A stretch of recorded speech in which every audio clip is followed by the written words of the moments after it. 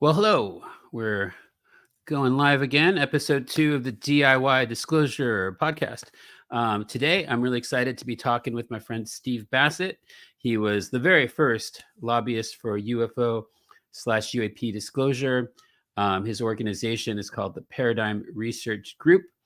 He's been a part of this history of what he has coined the term for. He coined the term for the history that he participated in, which is pretty neat. And that part of the history, in his words, is the truth embargo, the greatest cover-up in all of history. Let me try to bring him in here now. I'm going to invite him. Click the button here. Copy that. Hopefully we'll get that to our friend right now. A little email going here. Here you go, Steve. And new email. Oops. Steve and Bassett. Join the link, exclamation mark. And there it is. Hopefully he'll get that and join us in just a moment. Cool. Let me text him too.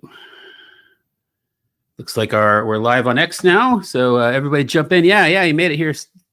God sauce. Yeah, I just took a shower, so my hair is a little free form right now. It doesn't help to have this headphone situation. So we'll workshop that a little bit. Reasonable. Not a great look, but reasonable. Okay, any second now we'll have our episode 2 compadre joining us. Prepare your questions, anyone who is joining in. Please keep your comments. Maybe you can mark the questions somehow, like question : and that way that way you can banter freely in the comment section, and I will be able to find the question somewhat efficiently. Let me text our friend Steven, make sure he got the email, the link.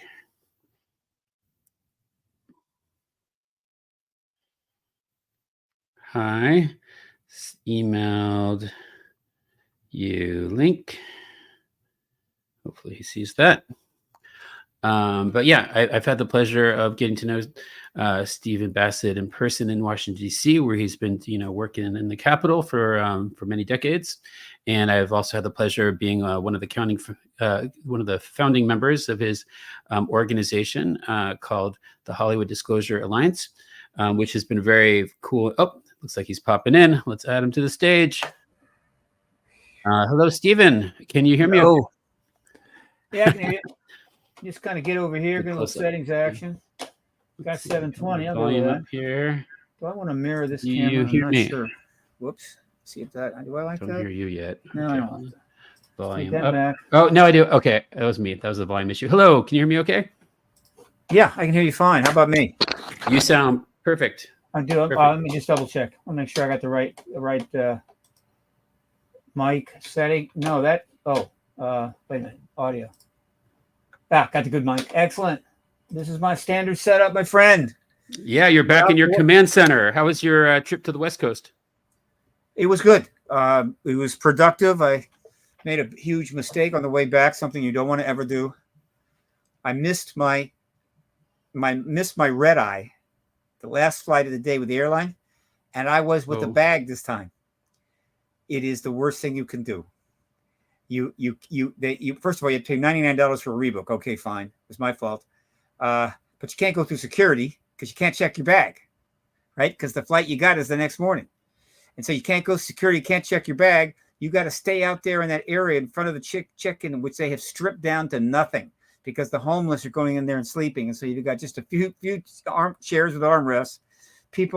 Dozens of people are lying on the linoleum floor. It's cold. And I had to stay there for 8 hours. Oh man! Well, you're invincible. I don't know how you do it. You keep going. So other than that, the trip was fine. I just had a bad exit. Yeah, that happened to me. I was traveling in during one of these tropical storms, and I was redirected to somewhere in the south, and I was stuck all night at the airport. So I've been there. I'm glad you bounced back. Okay, though. Sad eye. Yeah, and in terms of the documentary stuff, privately, I'll tell you there's been some good progress since I last spoke with you in terms of the potential funding aspect as well as the pitching aspect in terms of telling the true stories that we're going to be describing here to some extent. So anyway, we'll talk maybe after about that. But good productivity. Let's make sure we collaborate on that. And let me try to get my input in rather early than late. Oh, yes. You're the first to know, except for everyone else who's also watching. Yeah. Well, I'm suddenly getting an image problem here. I don't know what the problem is. Now I'm back. Droid cam's a little twitchy. Let's hope it holds up. Okay. Well, you look good from my end. So yeah, well, it was one of the best times of my life hanging out with you at Contact in the Desert, where you did like a million different lectures and workshops. I don't know how you do it. I was worn out just doing a few things, and I'm just a little bit younger than you. So so you recovered from that, and you went back to LA already. For your various projects. And I was mentioning, I introduced you before you jumped in, how you're the first lobbyist for UFO/UAP disclosure. Of course, you've lived and been part of the whole history of it. You've coined the term truth embargo, which is one of my favorite terms, which I think is just at the essence of what we're going through right now as a civilization, just lacking a couple key ingredients of what's really going on in terms of the nature of reality. So yeah, let's give people an introduction to you and who you are, who you started off being, and how you became, among other things, the first lobbyist for disclosure. Let's make this short. I decided this is what I wanted to do. I wanted to get involved in the UAP issue. I'd always been interested, never got involved. But around 1995, I was itching to really make a change, and I thought about this issue. I went to a conference, I read several books, but I read John Mack's book on abduction, and it was a breakthrough. A Pulitzer Prize winning professor, or head of psychology at Cambridge Hospital, Harvard University Hospital rather, and a genius. And he was engaging the issue and trying to do hard level articles, and published articles, scientific journals. And he did the RUA investigation. I said, this issue is here now. It's here. It's about to happen, and I want to be on that train. And so I decided this is it. I didn't know what I'd do. I had no idea. I had no idea what I was going to do, except this was the issue. And so I volunteered for John Mack's group. They graciously let me come out. I spent about 4 months. It was a wonderful introduction to the issue. Met many contactees. And while I was up there is when I figured out my place. My family had family in DC, going all the way back to 1922. I've been in and out of this place forever. Lived here, worked here. I knew my way around, and I had a place to stay. So I said, I'm going to go down there and engage the politics of the issue, because it's not a science matter anymore. It hasn't been a science matter hell since Blue Book, if not sooner. The reason that it's not out there and taught in every university is the government embargoed it and essentially denied it the existence of the issue itself. And that was a political decision. Therefore, you need a political solution. You can prove things all day long. You could stack evidence to the sky. It wouldn't matter. And so I said, I'm going to engage in politics. Well, what would I do? And it hit me. It was like a flash. I was in the office in Cambridge, and it hit me like a flash. I'll bet nobody's ever registered as a lobbyist on this issue. A lobbyist on the extraterrestrial phenomena and the sequestering of technology and so forth. An ET issue. Any ET lobbyist. Never happened. Why would they do it? You're not going to make any money. Your wife is going to divorce you, right? You're going to be ridiculed. People won't invite you to Thanksgiving dinner. I mean, nobody's done this. But I wasn't sure, so I hurried down there, and I set up Paradigm Research Group immediately as a sole proprietorship, so I didn't have to do any filing, simple filing. And then I registered as a lobbyist right away. And I had a hunch that the Washington Post checks every lobbying registration, because there's potential news. Any lobbying registration would be a big news article. And when they saw mine, they're going to go, well, this is interesting. We should go talk to this guy, right? If I just registered as a lobbyist, I don't know, for the canning industry or something, they're not going to call me. But they showed up, took a few months, got a long interview, a big photo in the paper, and I need to start promoting that interview and photo. It's what launched my career. And that was in the front page of the business section in the Washington Post, when the Washington Post was a big deal, right? People bought thick paper, big, sections and stuff. And it was a big deal. And there I was in the business front page, which is the second most important page in the Washington Post. That's all I needed. That was my credentials. And with that as leverage, I started approaching media, eventually gave lectures, and became a full-fledged activist, not just a lobbyist. Lobbying is just a portion of what I do. And I don't do that much, because it's still not easy to get in front of people on the Hill. but I have lobbied the hell out of the media. I don't think anybody has engaged the media on this issue more than I have in the entire last 77 years. That's not like saying that some people have not had greater success engaging the media, but in terms of the totality of engagement, that was my thing. Didn't need a lot of money to do it, and I wasn't going to have much money. And so I've been a political activist, a disclosure advocate now for 28 years. Yeah, you've been in it longer than anyone, and you've can you describe some of the changes you've seen over the decades you've been doing this? Well, first, more has happened in the last 7 years since 2017 than in the previous 70. So that's the most important thing your listeners or viewers need to know. The history of the issue is rich and complicated. And it could have been over in the first week, literally. I mean, we could have avoided 77 years of frustration. As almost everybody knows that's into the issue, there was a press release put out by Walter Haut with the approval of Blanchard, the Army Air Force Base head guy, that they'd found a craft. They'd found one of those things that had been reported, like Kenneth Arnold's. They found a craft, and they alluded to that's what it was. They didn't find a plane. They didn't find a helicopter. They found one of those craft. And fortunately for the government, I believe, and Don Schmidt will correct me if I'm wrong, but at the point that they put the press release out, the second crash site with bodies had not been found. Otherwise, they might have put out a press release that we found crash and it had bodies in it, right? And they don't look like your brother-in-law. And so consequently, that would have been it. There's no way that they could have turned that around, but they didn't know about the bodies. So put out the craft, and that word went straight to I think Ramey in Dallas Fort Worth, and then it went straight up to the DOD and to the president. There's no way the president was not informed about this immediately. Some people think no, he was informed. We don't have the record of it, but why would there be? And so a decision could have been made. Truman could have said, "Look, we've already put the press release out. Let's go. Let's do it. Looks like it could be interesting. We're the most powerful nation in the world. People are going to believe us, whatever." Or he could have said, "Look, let's take a week to assess this," and then announced it after they had more information. In which case, there would have been no truth embargo, and disclosure from the president would have happened in July of 1947. He went a different way, and it's taken 77 years to do what he could have done in a week. And so that's your first week of it. And over the decades, there has been a fluctuating degree of involvement by the government, engagement or statements from the government, highly fluctuating media engagement, a consistent growth in the number of people aware of the phenomena, the number of people that believe it's real, the number of people that believe it's real and it's non-human. That has been relatively consistent and growing.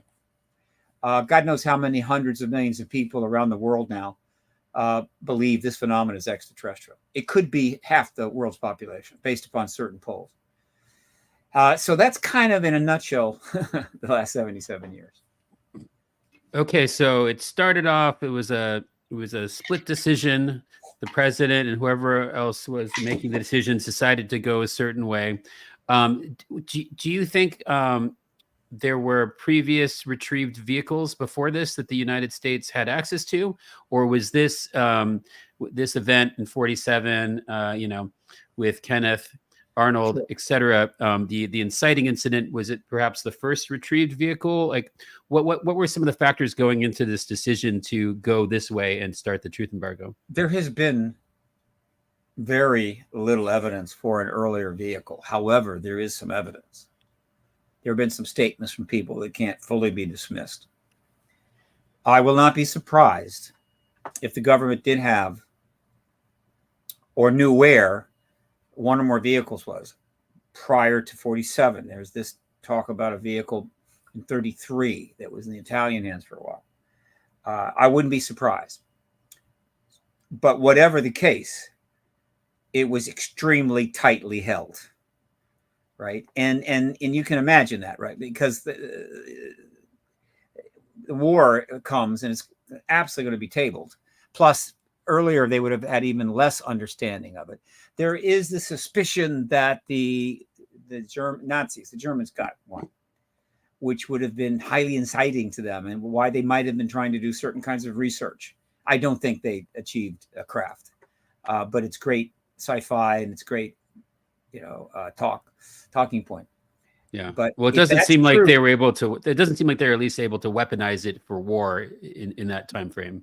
Again, right? I don't even think they flew one. I just don't. But if that is true, then you have this pre-47 history, which hopefully has not been shredded or tossed in a burn barrel, and we're going to learn about that, which will just make it all that much more interesting. But until you have concrete evidence, I'm going to assume the U.S. government didn't know squat. Oh, well, the U.S. government had sightings. They knew something was going on. But they didn't have conclusive proof it was non-human tech until 47. So in 1933, there was the disc crash in Italy. And according to rumors, anyway, I haven't seen any evidence of course, but that there was some kind of collusion between the Vatican and the U.S. And supposedly that disc was retrieved to the United States. And that was potentially our first, thing to reverse engineer.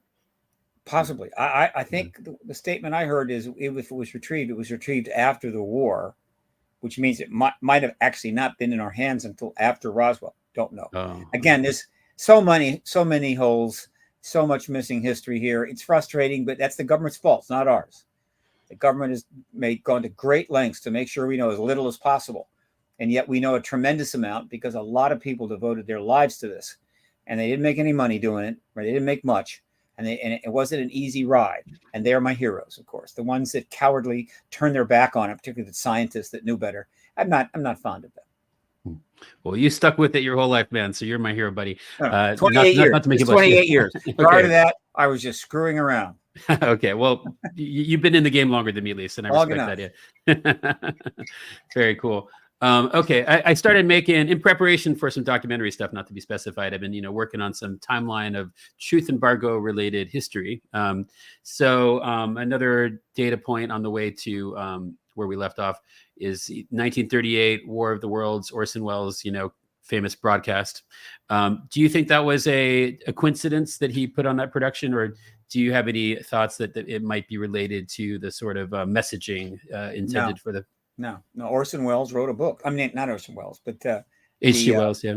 H.G. Wells wrote a book. Orson Welles, which is interesting. Maybe it was his, second cousin or something. It was a great book, great story, and the idea of extraterrestrials was in play. I mean, you had some of these little short films that were turning up in front of movies.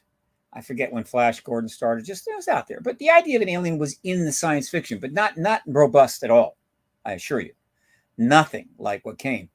And so now, however, it was generously used by the government and disinfo agents to make the case to any responsible person that, oh my God, look what happened on Halloween in 38. Everybody went crazy. That's not true. Some people did act bad. And so that's what will happen. The world will go nuts if you tell them there's extraterrestrials here. And the analogy was to a broadcast that was completely fake that made people think there actually was an invasion, right? So yeah, not really appropriate. But the government threw everything at this they could. They threw anything at it they thought would stick to try to keep this issue contained and embargoed. And that was their policy. And it's no sense in fretting over it. It is what it was. And we're going to end it. We're going to end that embargo. That is your mission, and I'm very excited about this happening. Okay, so just going through a couple of dates, then we had the I'll skip this one, but in 1942 there was the battle for LA, for Los Angeles. What do you make of this event? Do you think it was authentic, and has it contributed to where we left off in 1947 with the Roswell stuff? Again, as we move into the era of the UAP modern era after 47. And the researchers start getting involved. They're looking for everything and anything that might be a connection, and if they jumped on it, right? And that's fine. anything that was like, yeah, and they're investigating. But some of the things that they focused on just really inconclusive. So the 42 thing was interesting. Everybody, I mean, most people that are really interested in the subject have seen the photo. It's intriguing. There's some stories about what have happened later, but I don't know. It might have been just panic, and that object may just be the collection of many lights coming together in some cloud. Who knows? So we have no way of knowing whether that much influenced the government policy or not. But I can assure you, if it was an ET craft, apparently they didn't shoot it down, and two, it didn't shoot back. So its impact on the government policy is unknown, and I don't invest much time in it. Got it. Skipping that one. Very cool. It was an interesting Spielberg movie, though, made about that. Oh, yeah, sure. Well, not one of his best. He hit on that movie, let me tell you. It was the first one that didn't make much money. I liked it, but I love that kind of stuff, so no big deal. Yeah, it was interesting. Spielberg, the most influential voice in this topic, at least getting these well-researched narratives out there. Okay, so we left off with the Kenneth Arnold UFO sighting, and that's when everything really gets, changed, where this policy of the truth embargo is implemented. Can you educate us your understanding of how this decision might have been made and what the various agencies and resources that went into enforcing it over time? Unfortunately, the government has no desire to tell us any of that. We've had to piece it together. It's like, it's as if the government history handed over a huge box to us, in the years after 47 or even going forward. But it was a huge box. It was one of those giant puzzles, not a tabletop, but one that would cover the entire kitchen floor, right? One of those. And it's missing 70% of all the pieces. And our job since then has been to somehow figure out what the damn image is. But 77 pieces aren't even in the box. Just putting it together would be brutal. And so we have only mostly conjecture about any particular episode. And so we have bits and pieces about what was happening post 47. There's some evidence for a group being put together called MJ12, Magic 12, which I happen to think is probably the case. They had to, they were going to put a group together. And the group that was listed in documents that were released from the government, not formally released, but released to one of the researchers, all of them were appropriate. So they probably put a group together and they started classifying the hell out of everything. 1947 is the same year that they passed the National Security Act, which converted the OSS to the CIA, created the NSA. All kinds of classification schemes were put together. I think they were going to do that regardless, but it was quite convenient for them in terms of really battening down the hatches on the good ship truth embargo. And so we don't, and I'm sure they probably in the early days committed themselves to not using paper. In other words, the fewer documents, the better. Let's just meet in the dining room here, and we'll talk about this, talk about that. I mean, they were faced with a very challenging situation, and they needed time to organize a highly contained, highly classified setup. Keep as few people involved as possible, but they had to have a high-level group of people to assess the situation. I mean, Truman, he didn't have a background in science, I don't think.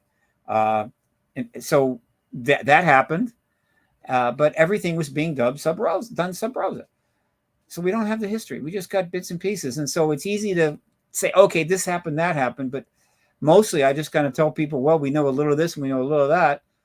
But the real story is not going to come out. And hopefully they've kept the history. There is some sort of a historical record, memoirs, unpublished memoirs, whatever, that will tell the story of what happened after 47. It's one of the most important pieces of history, all of history, right? Unfortunately, well, in ancient times, you had a lot of history happen that we don't know about because, hey, it was ancient times. No records, no whatever. And so there's most of history we don't understand. But now we have the ability to really chronicle history. The Civil War is a wonderful example. The Civil War happened at a time when there was a lot of media and a lot of ability to chronicle that war. And so we have an extraordinary amount of knowledge about the Civil War. And of course, when you get to mid 20th century, we have the ability to record everything pretty much. And then, of course, it becomes ridiculous. So in terms of history, in terms of 1,000 years from now, we would like people 1,000 years from now to be able to come back and study what happened between 1947 and 2017 in great detail, because I think it's the most important 7 decades in the history of the human race. I agree. Yeah. It gets more and more interesting the longer we live, our limited lifespan, that so much is happening during it. So, okay, 1947 being the pivotal year, there was the public USAF UFO studies with Project Sign, of course. And you discussed all the National Security Act around the same time. And then, fast forward to the creation of Project Blue Book. Will you give us a bit of a history of how that all came together and what it was? Well, the government had a problem in that they had to classify this, they had to embargo it, but they had a problem because they couldn't hide it. The phenomena was going to go and do what it wanted. The ETs are going to go anywhere they wanted. So they had a real problem. How do we somehow prevent the public from getting really interested in this or caring about it or investing too much resource and time into trying to figure it out? They had a terrible problem. And so very smart people, and these were very smart people that they beat the Axis powers. They won World War II. They're pretty smart people. So they figured, okay, look, one, we can't simply keep saying there's nothing there, because people know there's something there. And so they have to acknowledge, well, there's something there, and we'll try to find it out. We're going to study it. Promise you. And so by doing that, it kind of holds people off, right? Well, we're studying it. We'll get back to you in 100 years. So they had to study. At the same time, they're also undermining the effort of civilians to study it. So you had two things going on. You had what seemed to be the front programs, essentially legitimate, to try to figure it out. And then you had another program that was not public, designed to minimize the ability to figure it out. And to suppress interest by the academics, by the media, any way they could without going too far. And so these things started pretty much in parallel. Right after 52, things got rolling. So you had the very early two efforts to sort of do a little research. Some of it was, I think, for the government's sake. Didn't want to be public. Project Sign, I don't think it was intended to be public. But eventually we learned about it. But Project Sign concluded that there was really something going on there. And they said, well, that's the wrong answer. So they burned all of them and started over with Project Grudge, perfectly named, right? Project Grudge. But it came up, there's nothing to this. But that wasn't working because eventually the public is now diving in. And what certainly ensured that was 52 and the flyover of Washington, D.C., which really scared the public. And a lot of people saw it. NICAP comes together very soon, and now things are really a problem. So they had to go further. They had to create a very sophisticated research effort. They had to show the flag, and that was Project Blue Book. And the deal with Project Blue Book, it had to be big. It had to be, seem thorough. It had to seem legitimate, but it couldn't prove anything. Right? And that was the situation that the good Dr. J. Allen Hynek was brought into. One of the most extraordinary situations any scientist ever has been brought in, had to confront. Yeah. And I'll be talking to our mutual friend, the son of this astronomer, sure. Paul Hynek, a great man of his own right. So yeah, I'll be talking to him next week. So I'm glad we're getting this history. And so Blue Book goes on for 17 years. And what happens is it stalls and stalls and stalls. But the phenomena keeps being seen and heard, private researchers jumping in, organizations being formed. And so there's a whole public effort that is clearly working towards confirming or proving a lot about this, while the Blue Book effort was not supposed to do that. And so at some point they realized, oh God, the more the public investigates it, the more difficult, the longer Blue Book goes, this is going to become an impossible situation. And so they had to end it, right? In other words, they had to get out of the investigation business. And at least get out of that. What they were going to do after that, I don't think they knew. And so they did something pretty despicable. They convinced probably a fine person, Dr. Edward Condon, who was professor at the University of Colorado, to sign off on a completely bogus report, complete lie. and then they would use his credentials and the credentials of the University of Colorado, which needs to apologize for this one day. I really encourage the university to apologize for this. Yeah, this is public. Yeah, get out ahead of this. We've all figured this out, right? So, like, I understand you've got a good football team, but that's not enough. You'd apologize. Anyway, so they put this out, and then they said, oh, well, there's nothing here. And they shut down Blue Book, but they still had a problem because NICAP was strong, 5,000 members, a lot of scientists, a lot of government people, even CIA people on the board. It was strong. It was happening, right? McDonald was a science advisor. Keogh was a full-fledged political activist, really, and they were making progress, so they had to destroy it. So they blew it up, dropped the 500-pound bomb right on the organization and blew it sky high. And pretty despicable thing they did. But, on the list of despicable things the U.S. government has done, it's not very high. There's a lot worse stuff at the top of that list. And so that got them a break. They were able to get a breather. A lot of people bought it. The media bought it. And the Blue Book, they have to worry about that anymore. And they got from 1969 to 1978, they got about 9 years of relatively not a whole lot happening, not too much pressure. And then I think Bill Moore, but definitely Stanton Friedman, found out where Jesse Marcel Sr. lived. And they got in touch with him. And that little hiatus was over. And very quickly, Roswell became the centerpiece, the driver of the disclosure process. The disclosure car had a rear-mounted engine. It was the Roswell events, which is now the most studied event of the phenomena ever, and proven beyond any reasonable doubt. And so from 79 on, they had a pretty rough ride. I'm sorry, 78 on. And and by the way, Blue Book formed in 69 to take the place of NICAP. Wasn't as strong, but it was still a national organization, and it contributed to the citizen efforts. And do you have any information or theories as to why this seems to have started or accelerated, at least in 47?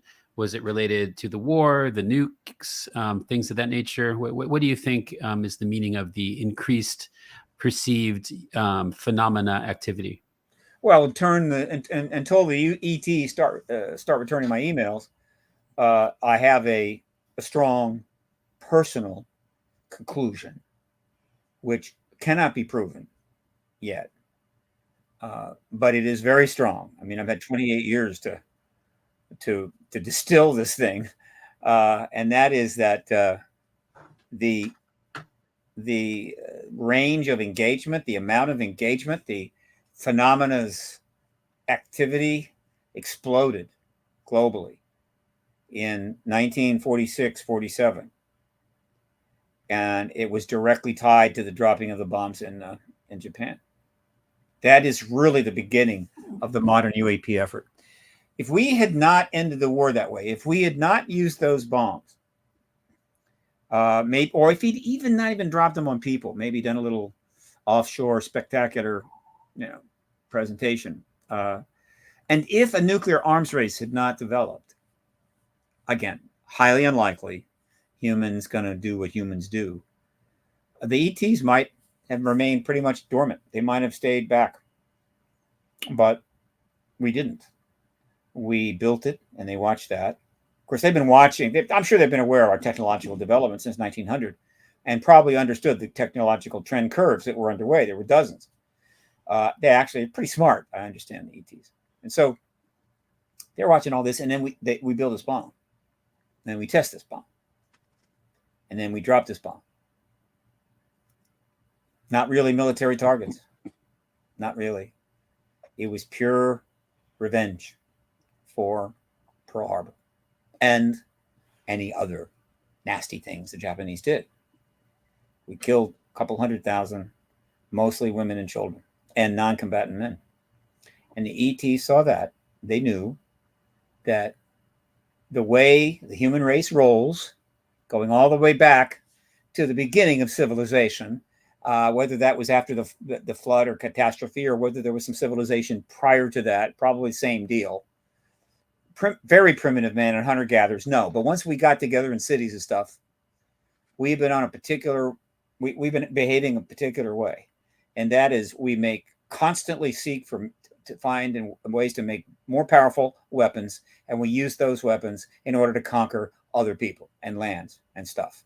We've been doing it over and over and over and over again for at least 12,000 years without a break. And we weren't going to stop. And we finally built the ultimate weapon. The ultimate weapon, well, at least as far as our physics goes, would be an antimatter weapon, which we are doing research on, believe it or not. I can confirm that.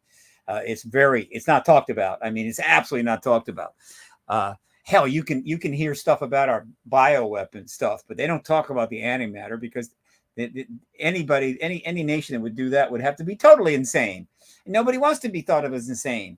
But the ETs figure they know what's going on. And so at that point, they made a decision based upon their needs and our risks to engage us on a very much broader global way, in very complicated ways, which has essentially served an agenda of theirs, and all that was very much about a need I think they have, but also an agenda about a concern they have for us. And possibly a mutual agenda. I mean, a double agenda involving something that is a problem for them, but also involves us. And that is the only way I can explain why all of a sudden we go from a few Foo Fighters flying around to ETs all over the place. And everything else that's happened since. I mean, this is not simply based upon those early days. In other words, this is about nukes. And the timing is about nukes. And ultimately, when we conclude this, it's going to be about nukes, and the other stuff will be secondary, incidental, not incidental, more like a sidecar to a motorcycle. And when the press and the academics figure that out, they might start being a little bit more effective.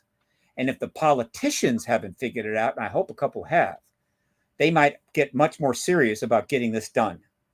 But I have been putting this message out for 20 some years, and I'll just keep putting it out to every podcast that comes. If CNN actually calls me, I'll say the same thing on CNN. They don't call. MSNBC, ABC, CBS, they don't call. Hell, Joe Rogan called. I'd say it on his show. Joe Rogan. This is what it's about. It is about the nukes. So the nukes, right? That's the most plausible inciting incident, right? So what would be, if we're capable of understanding motivations of non-human beings, right? Why? Okay. So in terms of what happened with Roswell, right? Was that something that was, like, you think, gifted to us, or an actual crash, or something that was shot down? Like, why, how does that potentially relate to us having nuked a couple, cities in Japan? No, remember, Roswell happens after Japan. Japan's in 45. Right. Yeah. And Roswell happens.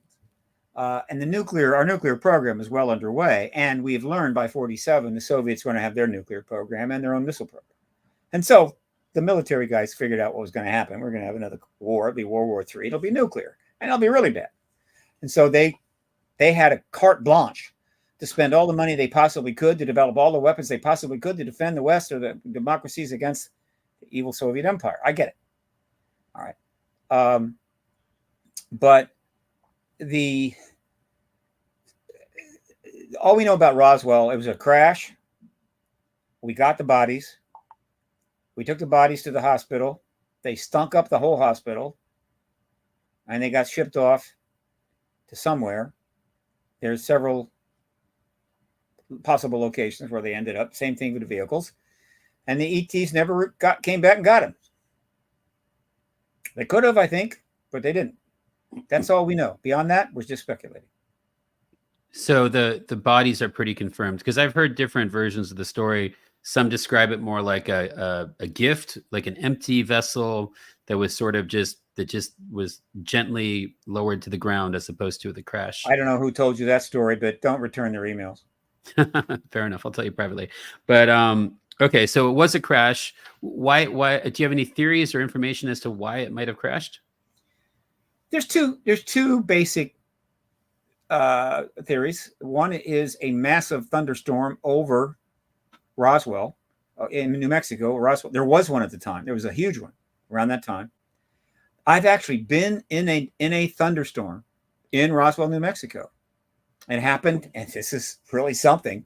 It happened on the 50th anniversary in 1997, and I attended Roswell that year, and there was a very, I think it was Whitley Strieber gave the keynote at the end, and he held the whole keynote with some entertainment in the hangar. Oh God, I should know that. 5444, I forget that number. I should know that number. And fine, we went out there, and a thunderstorm came in, and I lived in Florida for many years, so I know about thunderstorms. Never been anything like this. It was unbelievable. The lightning, and it was right on top of us. The lightning was obviously hitting not too far, and the blast was then rattling the entire hangar. The rain was so intense you could not hear Whitley, even though they had microphones and amplifiers. It sounded like, the worst hail you've ever been in. And then the water started flooding the hangar. I mean, it was the most intense storm I've ever been in. So that was a taste. That's the kind of storm that was over Roswell, I believe, in 1947. It's possible that it caused a vehicle to crash. It's possible it caused two vehicles to crash into each other. That's another area that's still hanging out there. The other theory is that we had a new radar system that we were employing, something that could interfere with their navigation. I'm not big on that. We have a tendency to overestimate our powers. Not really big on that at all, but that's a possibility. You can't rule it out. There's the only two theories I have. I will say this, and I've said it countless times, that the vehicle was not a saucer. The classic saucers are pretty hot, or the Tic Tac, but it was a crescent-shaped vehicle. That's what Kenneth Arnold saw. The press called it a saucer, but it wasn't a saucer. It was a crescent, and if you look, a crescent is not a full circle, and it's somewhat aerodynamic. And so, this might have actually been a craft that had some aerodynamic aspect. On the other hand, it could still fly really fast, and so I've always speculated that the occupants of those vehicles were not at the level of sophistication of the principles that we're dealing with. They were just kind of hanging around about that time, along maybe with some others, and they weren't as sophisticated, and thus they were more vulnerable to a crash. And it's notable that the description of the beings in that craft did not fit the description. There may be an exception or two, but overall, they don't fit the description of the ETs that have become commonly reported by contactees. And so I just have a feeling that group was kind of around, and because they were not sophisticated enough, because the game was about to begin, things were about to get very serious. We got a vehicle, we got their bodies, and then any of their friends left. They left town, right? They were not qualified. They did not have a ticket to the party that was about to begin. I've always had that feeling, but there's no way to prove that. But it is noted that the description of the vehicle, it wasn't a saucer, it was a crescent-shaped vehicle. Yeah, I made a note of that. Thanks a lot. Okay, so working our way through the history, what would you say is the most consequential next milestone? We have in 1949 the death of James Forrestal, for example. Do you have any thoughts on that incident? It's not that consequential. It's just a piece of the history that needs to be sorted out. But it wasn't consequential to the overall picture, other than if he, in fact, was deeply upset about the policy that the government was pursuing. If he'd gone public, it would have been very interesting. But yeah, well, I guess if it was, it's non-trivial. I mean, it's something that should be reported and talked about. But I think you're referring to, I think, more impacting events. For sure. I mean, I guess we don't know exactly what happened. If it was, conjecturally speaking, proven that he was murdered as part of the truth embargo, that could be an escalation, but we don't know. I guess for sure. Yeah. So I'm sure he has family that would like to know. Well, we shall keep looking into it and see what we can find out. But and then another date, 1952, the Washington D.C. UFO incident, Was that potentially an escalation? What do you make of that? Almost certainly an escalation. My interpretation is that they knew we had a crash vehicle. They're flying around. They're being reported. And they were probably assuming, as part of their agenda, that the government would have to acknowledge that they're here, which would then lead to something else. But we weren't doing that. We went the other direction. And so anybody that was observing this, watching this, would clearly see the government was not going to come forward on this. And so the flyby over the Capitol was kind of a message like, get on with it. Get going here, right? We have a plan, right? And it involves you doing something and you're not doing it. And so it was like a little tap on the shoulder, like, hey, get with it. And it definitely created a substantial response, but it wasn't response I think the ETs wanted. It triggered the formal beginning of the truth embargo with the Robertson report, and the real formal beginning of the truth embargo, where the government got really serious about, we're going to lie like a rug on this for as long as we want to, maybe forever, because you can't handle the truth. And so the ETs obviously saw that, and then, I don't know, then they had to decide what their plan was going to be. Yeah, it seems like a good way to catch our attention with all those craft over the Capitol. Well, they got our attention. You don't just fly. There's a lot of cities in the United States. They get flown over Philadelphia for 7 or 8 days. Wouldn't have been quite as impacting, or Omaha, whatever. Now they flew over the Capitol of the United States, and like that was like that. Just they were just out for a cruise and just happened to fly over a few times, and no. And that's common sense. Sometimes you just use common sense to try to understand something. You don't have to have 47 footnoted research papers. Sometimes common sense is pretty straightforward. We'll do the job. Right. Well, speaking of common sense, is it your understanding and or guesstimation that those craft, both from Roswell as well from the 1952 incident at the Capitol, that those are extraterrestrial beings, or could they potentially be a breakaway civilization located on Earth primarily, or does it not matter one way or another? Or hand puppets being manipulated by some super puppeteer. Look, common sense. Sometimes that's what you got. You got to go to the common sense. We're smart. We have technology. We figured out how to drive cars and fly airplanes, and we figured out how to go to the moon. Right? And so, obviously, if there's other civilizations out there, they're going to figure out how to drive cars, fly airplanes, and go to their moons. But if they've been around an extra couple of thousands or 100,000 years, they might just know a little bit more about physics than we do. We went from the horse and buggy to quantum mechanics and relativity theory in about 8 years. Okay, 9 years, 10 years. So obviously, if any civilization could figure a solution to the relativity barrier of star-to-star travel, they were going to travel star to star. And so those that think that we know everything about time and space and the universe are obviously foolish. And so the conclusion, the common sense explanation is that they are able to travel star for star. Now, they may set up bases and hang around for long periods of time. They may even set up bases on a planet. They could set up on a moon, whatever. They could set up a substantial contingency in a particular solar system of interest and study it and not go home for ever they wanted to. But star to star. Now, it's also the case they say they're from star to star. They're from other stars. They tell the contactees from time to time this. There are many earlier civilizations that have powerful lore referring to sky beings.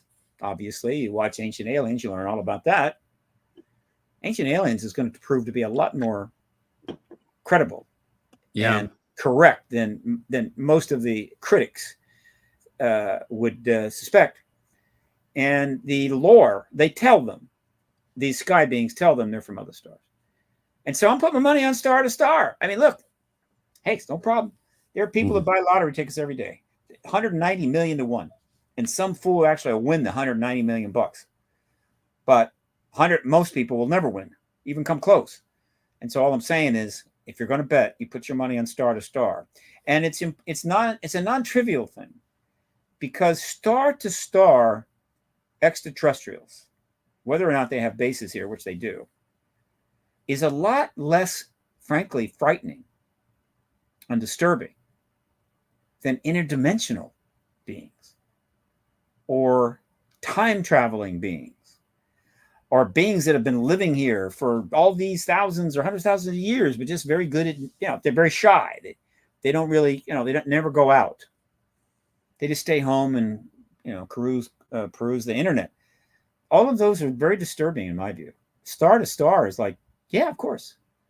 Yeah. And so I don't spend much time or get much. I don't want to push those other ideas, because I think they're counterproductive to the activism. Hey, they're a possibility. People think about it, but some people get really overwrought about it. I mean, they're absolutely certain they're time travelers. That's absolutely certain they're time travelers. Can't be any other way. Yeah. And I'm going, fine, but I got other things to do. So sorry. Yeah. I'm going to go with star to star for 400, Alex. Yeah. Well, it definitely is what we've conventionally considered. It makes the most sense in terms of objective reality that, they were from elsewhere and then they come here sometimes. I agree. It's a little potentially more disturbing to think that they could be around us at all times, paranormal style, just sort of lurking in every closet and corner. It could be all the above. Whatever it is, I'm just, want to figure it out. It does seem to make sense that there would be the potential for other life to be out there and for it to eventually get here if it felt like it. But I understand some of the I understand why people go to these things. I mean, there are aspects of it that kind of point in that direction. But here's a simple example of how things can get kind of confusing. The ETs, well, we got one group that looks just like us, at least one. They have various names. The Nordics is the general name, because obviously they're not Nordic. I mean, I don't think they're from the Nordic countries, but they look just like us and they look like Nordics. And you've got the Greys, are all bipeds. So it's speculation that these are humans from the future. In other words, we evolved to be some of these beings, all right? And that they're coming back in time. Now, I get that. I have a much more logical explanation for this. How is it that there's any beings here that have any qualities that are human, or just being 2 eyes, 2 legs, right? 2 arms, that might have a connection to the human race? Not by time traveling, but this way. It's very simple. If ETs can go star to star, then they have been going star to star for a long time. Not thousands of years, millions of years, right? You want to go billions of years, okay, but probably they come and go. And so at any time in the past, 40,000 years ago, 100, 150, 200,000 years ago, extraterrestrials could come to this planet and take as many humans as they want off planet. Just, sorry, you have been drafted into the ET Human Advanced Genetic Program. You're coming with us. And since there was no television, no Wi-Fi, no newspapers, no nothing, they were not missed. They were just gone. And it's possible that thousands and thousands of humans have been taken earlier times off this planet, and they have evolved and been and manipulated, perhaps genetically.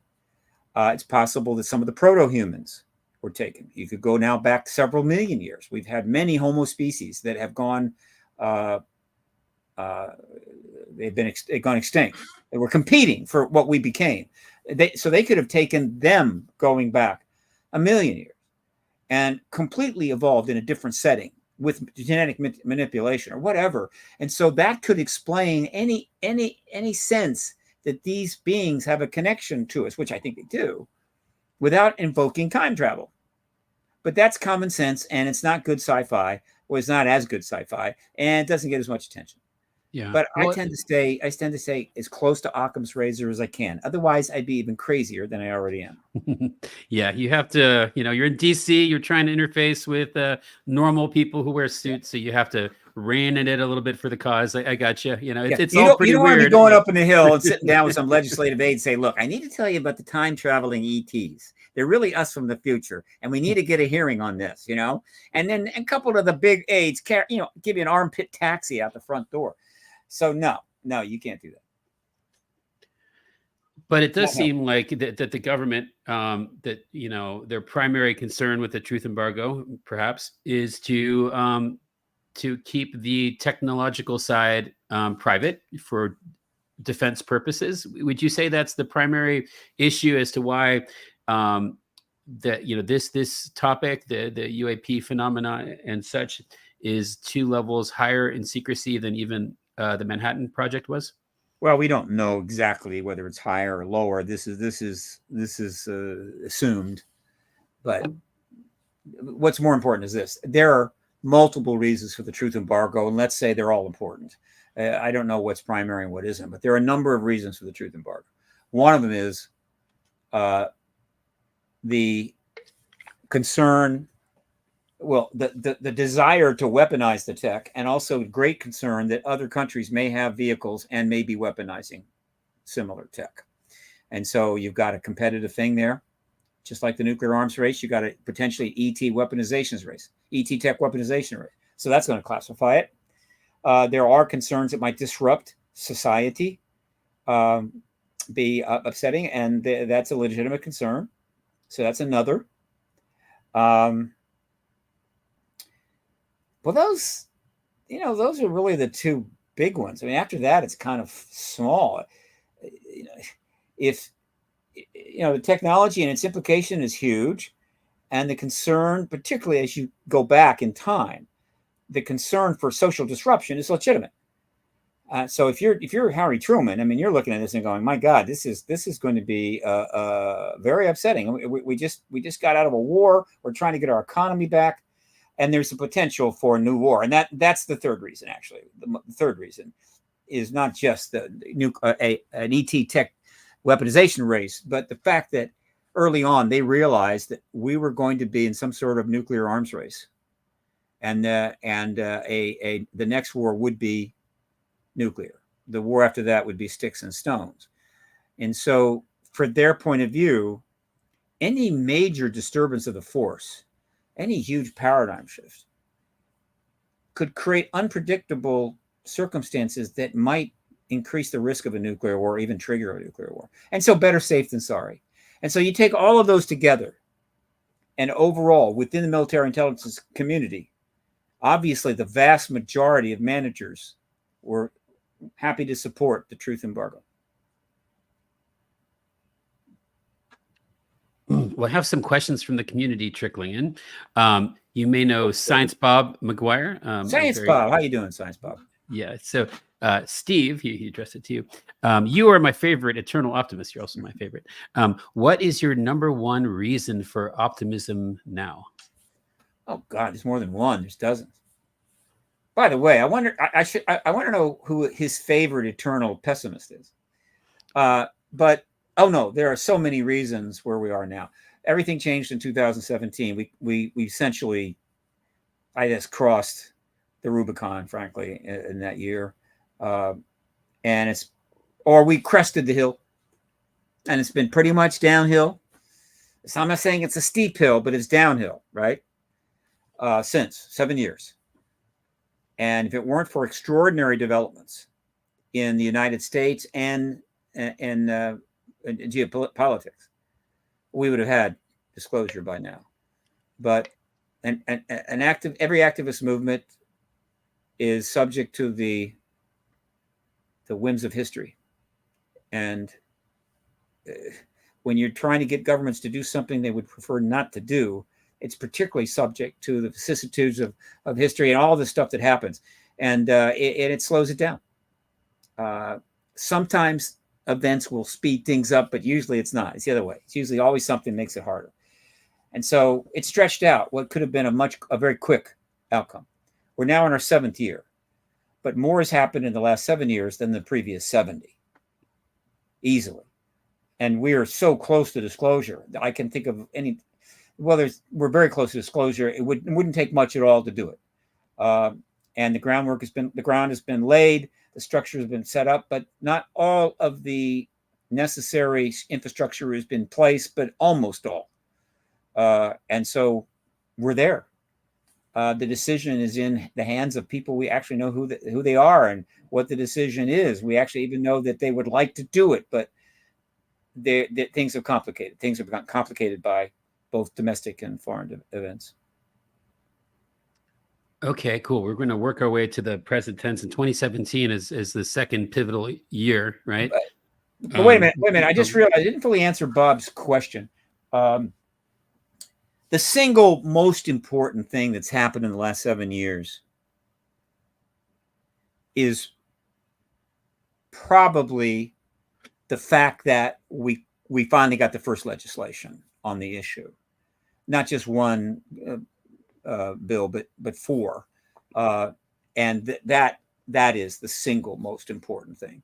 The implications of that and the implications of the fact that Congress has finally gotten involved and they've stayed out of this for so long is the most important thing that's happened. Yes, that was a historic occasion. Let me go back. Okay, I'm going to do one more question from the community, and then we'll maybe get back to the linear sort of breakdown of the truth embargo years. Okay, here's one. This is from my friend Godsauce. You might have met in one of our previous spaces. Given what we know now about Nazi tech, why did Project Paperclip, which recruited von Braun and started NASA, why did this seem to set back our technical progress? I think I know the answer. Were the Nazis sabotaging our advancement, or did they secretly hijack the real tech something leave via a breakaway? We don't have information on that. That is all heavily classified. What we do know, we brought a lot of Nazi scientists over here. And we know that some of them got involved in the space program and went to the moon. So I'm sure there's some information along these lines, but I've never seen anything about how the Nazis we brought over, sabotaged us. I would think that all of them would have been utterly thrilled to be over here, and they got out and whatever. And not stupid enough to ruin a good thing. That doesn't mean that some of them behaved badly, but no, we had a massive technological surge after World War II, which might have been somewhat helped by some ET tech, but not as much as I think has been put forward. But nevertheless, massive increase, and the fact that huge number, because the Russians, the Soviets got plenty of Nazi scientists. A huge number of Nazi scientists were allowed to survive and allowed to do their work, because they're smart. Let us not forget the Germans are incredibly smart and disciplined and organized, and so they contributed greatly to the technological advancements post World War II. Which obviously, if we just killed them all, we wouldn't have gotten that. And so some people are not happy about Project Paperclip.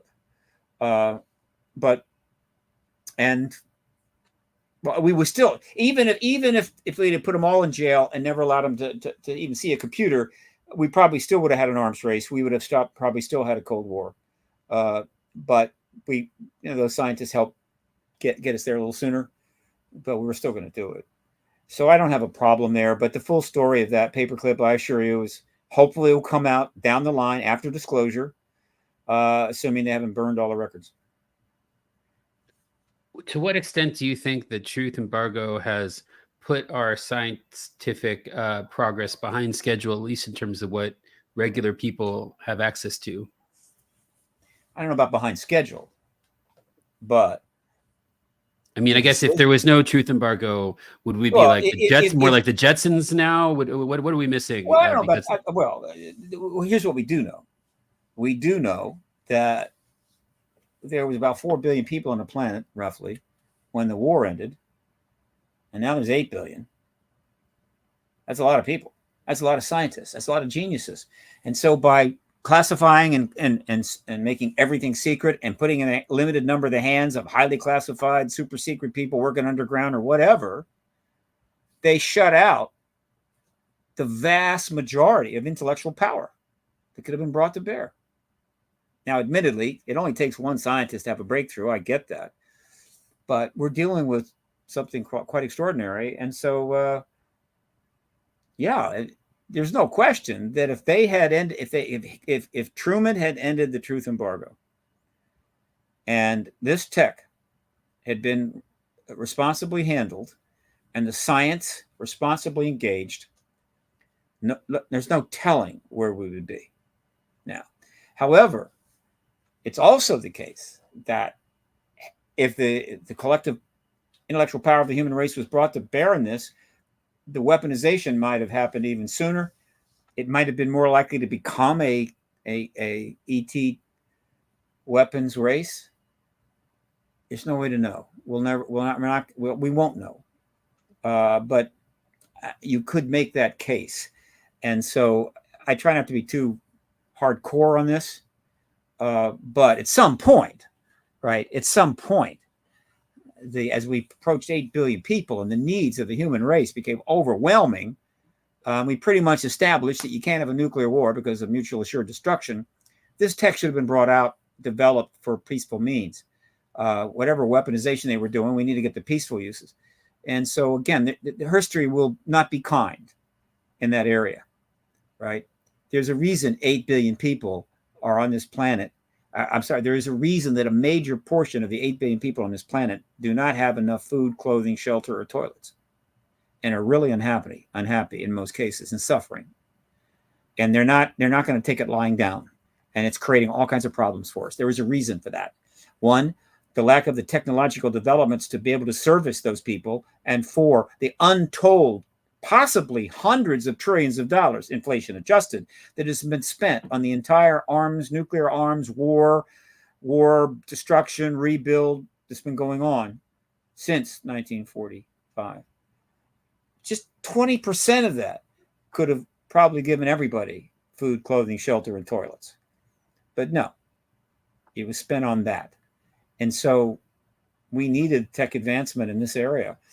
Let's just say that the idea of a world ruled by very wealthy people, beholden to massive military complexes, unless it got its population under control, really good quality birth control, good stuff, it's really cheap, really free, always works, and you kept the population down. So instead of 8 billion people right now, we had just 4. It might not be so bad. But no. We were determined to have lots and lots of people, and definitely not do what we needed to do to take care of lots and lots of people. And history will basically say, Jesus Christ, what were you thinking? Right? I mean, you were a developed society. You weren't like 2,000 years old. I mean, you weren't the Huns crossing the Alps to destroy Rome. You're a highly sophisticated, educated civilization. How could you be that stupid? You couldn't do the math. You couldn't understand what it would mean if you went this way as opposed to that way. And they'll go, well, and they'll say, well, and for that reason, history will not be particularly, how would you say, disposed, being sympathetic to the awful things that we're about to do to ourselves. They're going to say you deserved it. So I've been enjoying the Grant Cameron book with you as one of the main characters in it. If we're not fast forwarding too quickly through history, is this a good point of departure on our journey to the present tense? Is this we're not going to be able to cover all the history, so we just hit what you're interested in. Okay, I'm interested in the whole thing, as you know. It's a long history, my friend. Yeah. Okay. Let's get into the Clinton era, right? Sure. Which seems to be another inflection point in terms of information coming out. There's, I guess, one of the Rockefellers who was behind the effort to investigate this topic and to get more information shared with the public and to have. So yeah, tell me about the Bill Clinton taking office and your involvement and all that. Well, the Rockefeller Initiative is an important story. I think I actually coined that phrase. I think I did, but I'm more than prepared for somebody to say, no, you didn't. But the engagement of Rockefeller and the Clinton administration after the Cold War ended was it was a very significant event that had far-reaching consequences.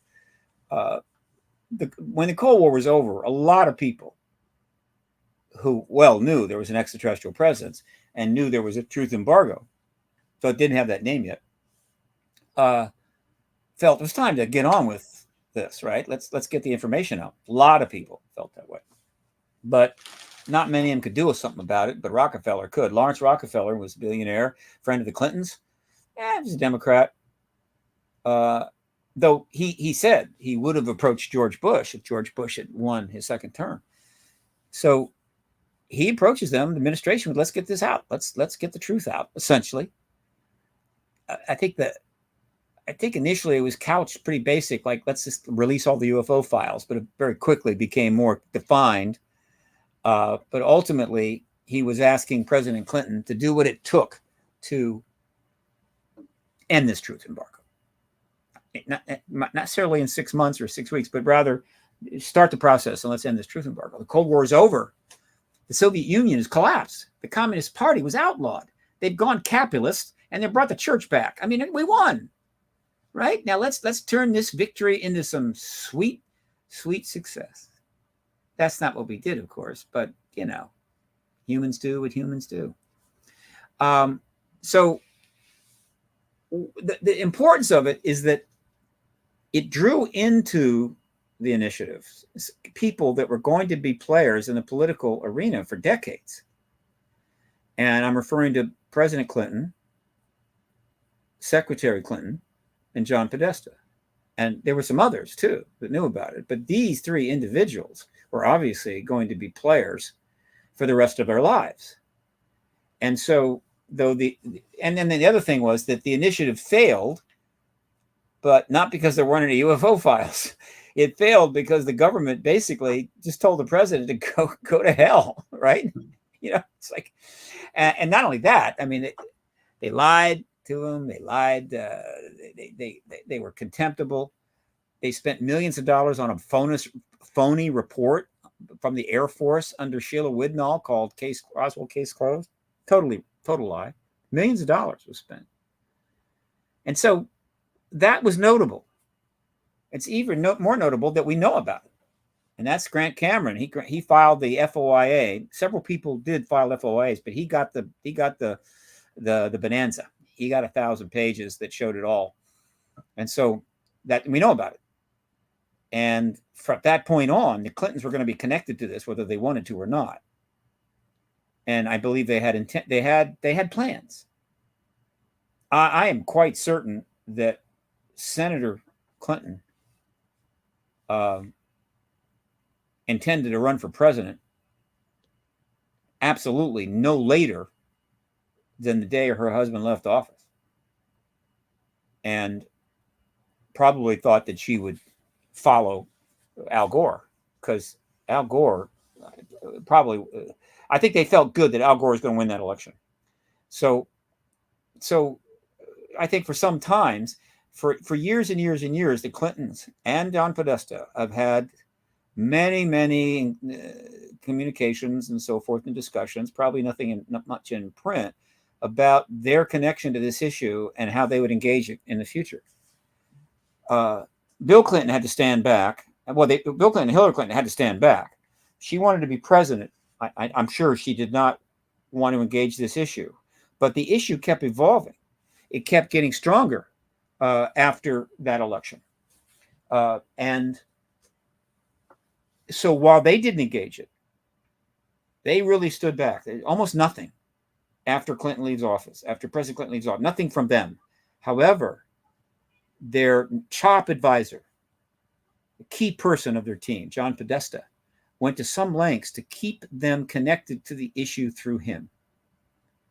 And so over the ensuing years, John Podesta got involved in this and that and everything else and continued to get further connected to the UAP issue. But the Clintons did not. And then finally, well, she ran for president. I started a process to try to get the media onto her.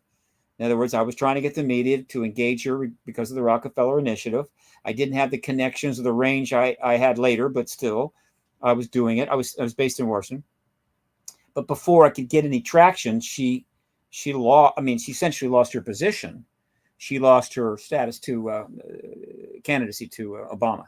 And so, boom, Obama did not have a connection to this issue or a significant connection to the Clintons for that matter.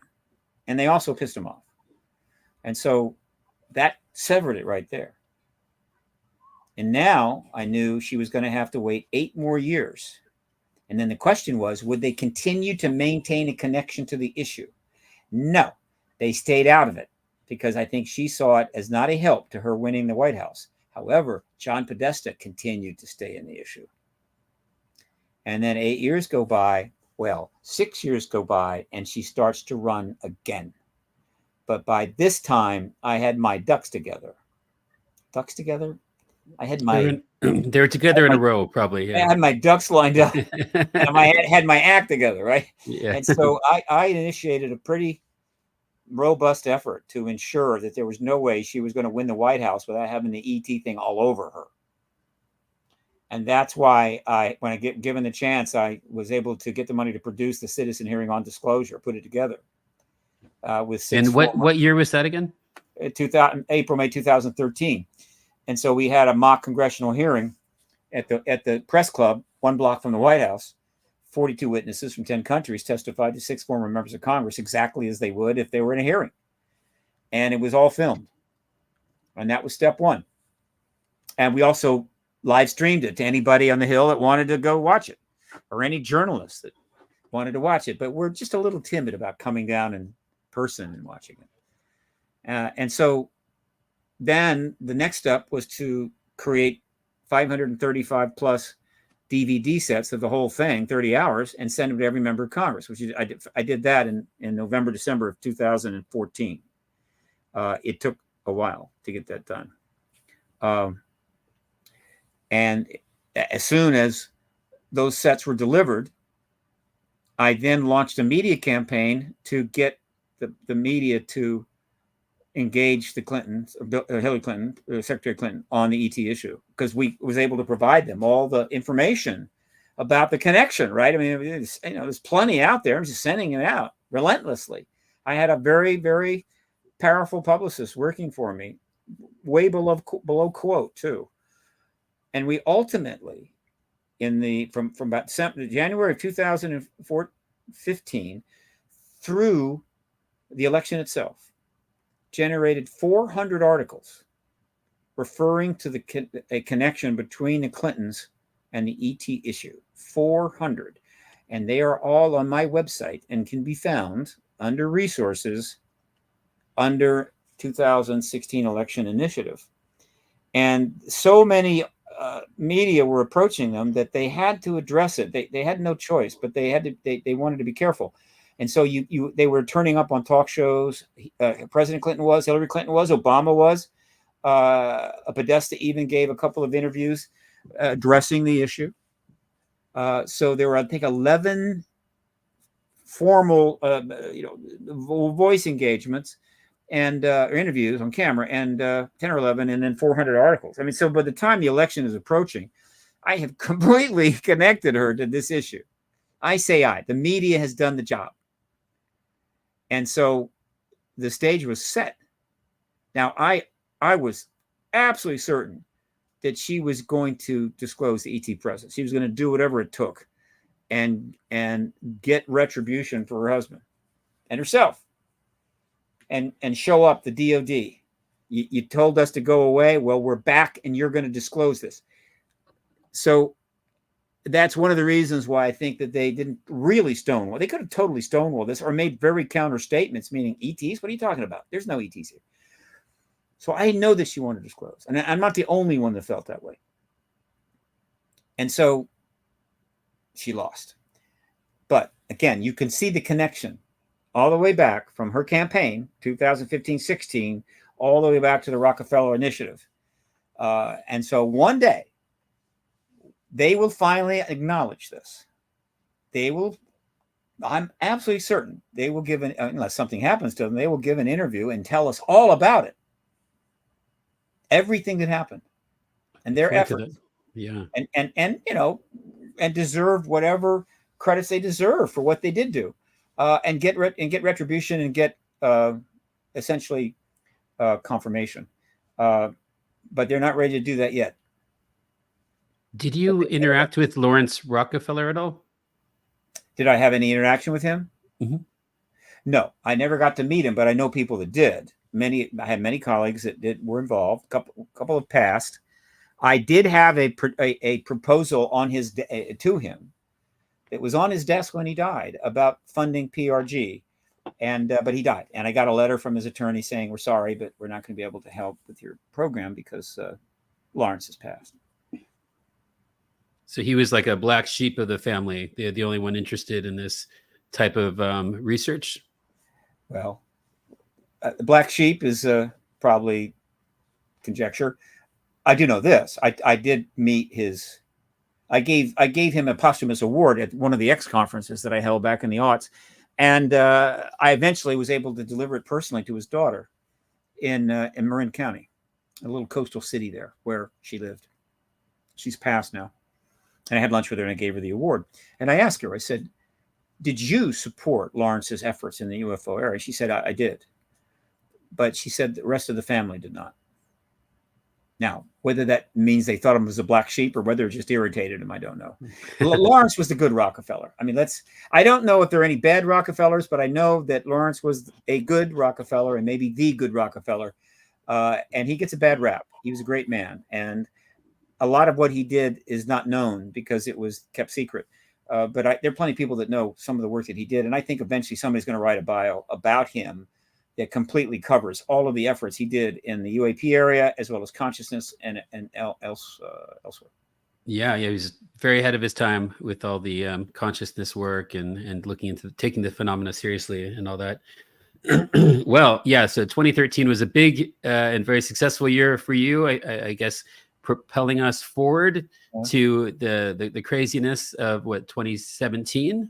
Is there anything you want to hit on before we talk about this impactful year?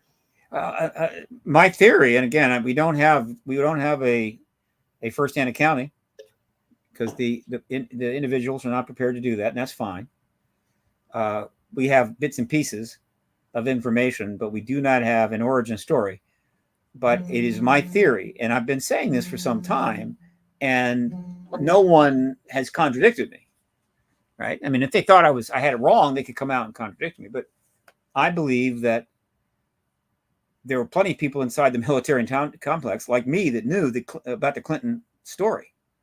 And they knew that Hillary Clinton was going to run for president. They knew that she was probably going to disclose. And they also, in a growing number of people within the military intelligence complex had come to the personal view that, yeah, this truth embargo should end. And so something came together in a complex process that's not fully understood that prompted 10 people to come forward as part of an organization that was set up specifically so they could come forward. Right? And I believe, have high confidence that the plan was very straightforward. It was to get this thing together. And once Hillary wins the election, Senator Clinton wins the election, they would announce this project, this organization, and put their bios up and so forth, and immediately begin engaging the issue in support of President-elect Clinton's efforts. And of course, the media would then be even greater. I mean, the media would have gone nuts. And she would have been perfectly set up to become the president, call for some hearings, ask for some hearings in Congress, get some witnesses together, whatever. Or she could have just walked out of the East Room and done it and just said, look, I know quite a bit about this, and there's an ET presence. My husband was stonewalled on this, but you're going to learn about this real soon. That would have been the force majeure,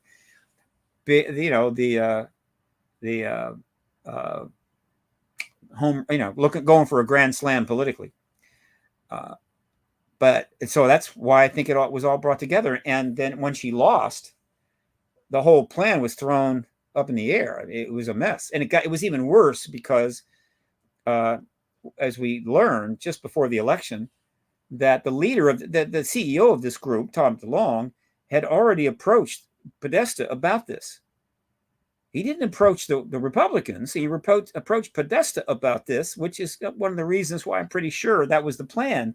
And they were getting him involved and drawing him in and interviewing people. Why would they do that unless they planned to do something rather dramatic the moment she won the election? And we would have never known about that except Julian Assange made the mistake of hacking 50,000 emails off of Podesta's server. That wasn't a mistake. That was more WikiLeaks journalism. But he made a really big mistake when he went beyond journalism and tried to screw Hillary Clinton's election up. Because if he had followed the normal WikiLeaks protocol, I think they would have simply dumped all 50,000 files out, maybe with some redactions, maybe not, handing them over to some media and let the media do what it wants. But instead, he deliberately put them out in 5,000 tranches of 5,000 each over a period of about 12 days or 13 days. Every other day, there'd be another 5,000 documents in order to maximize the impact, because he thought it might cause her to lose the election. And by interfering in that way, any supporters he had within the United States government, or certainly an administration or the Attorney General's office, was gone. And then they went hardline on him after that. And I think the result is he ended up spending 14 years in confinement. I think if he had not done that, if he had just dropped the records with this is what we got, it might not have gone that way. So that kind of, it happened too late to help her, but it could have hurt her a little bit. It could have helped her if it had done it sooner. If he had outed Podesta 6 months ahead of the election. Of course, I take that back. A lot of those emails didn't go back that. So yeah, they were going to be pretty close to the election no matter what. And so anyway, that's just another reason why I think that was the plan. And then, to their great credit, they spent, I guess, 10 months, roughly 9 months, 10 months, assessing the situation, and ultimately made the decision to come forward anyway. And they came forward on October 11th, which was fine. And I noted it. I knew it was a big deal. I knew it was a big, big deal. I happened to be out of the country at the time, and it took me months to get back. And by then, the train had left the station, and I was standing on the platform. But the fact that they came out in 11 was important. But what they did next confirmed how serious they were. And that, of course, is that they facilitated the New York Times articles and got that into the New York Times in order to get the ball rolling. And those New York Times articles really is what triggered. That's when we really crossed the Rubicon with those New York Times articles. But the boat that got us there was the To the Stars Academy of Arts and Sciences, TTSSA, or AAS. And so that's my take on that. What was Podesta's role in the Stars Academy? Was he affiliated with it, you think, officially or unofficially?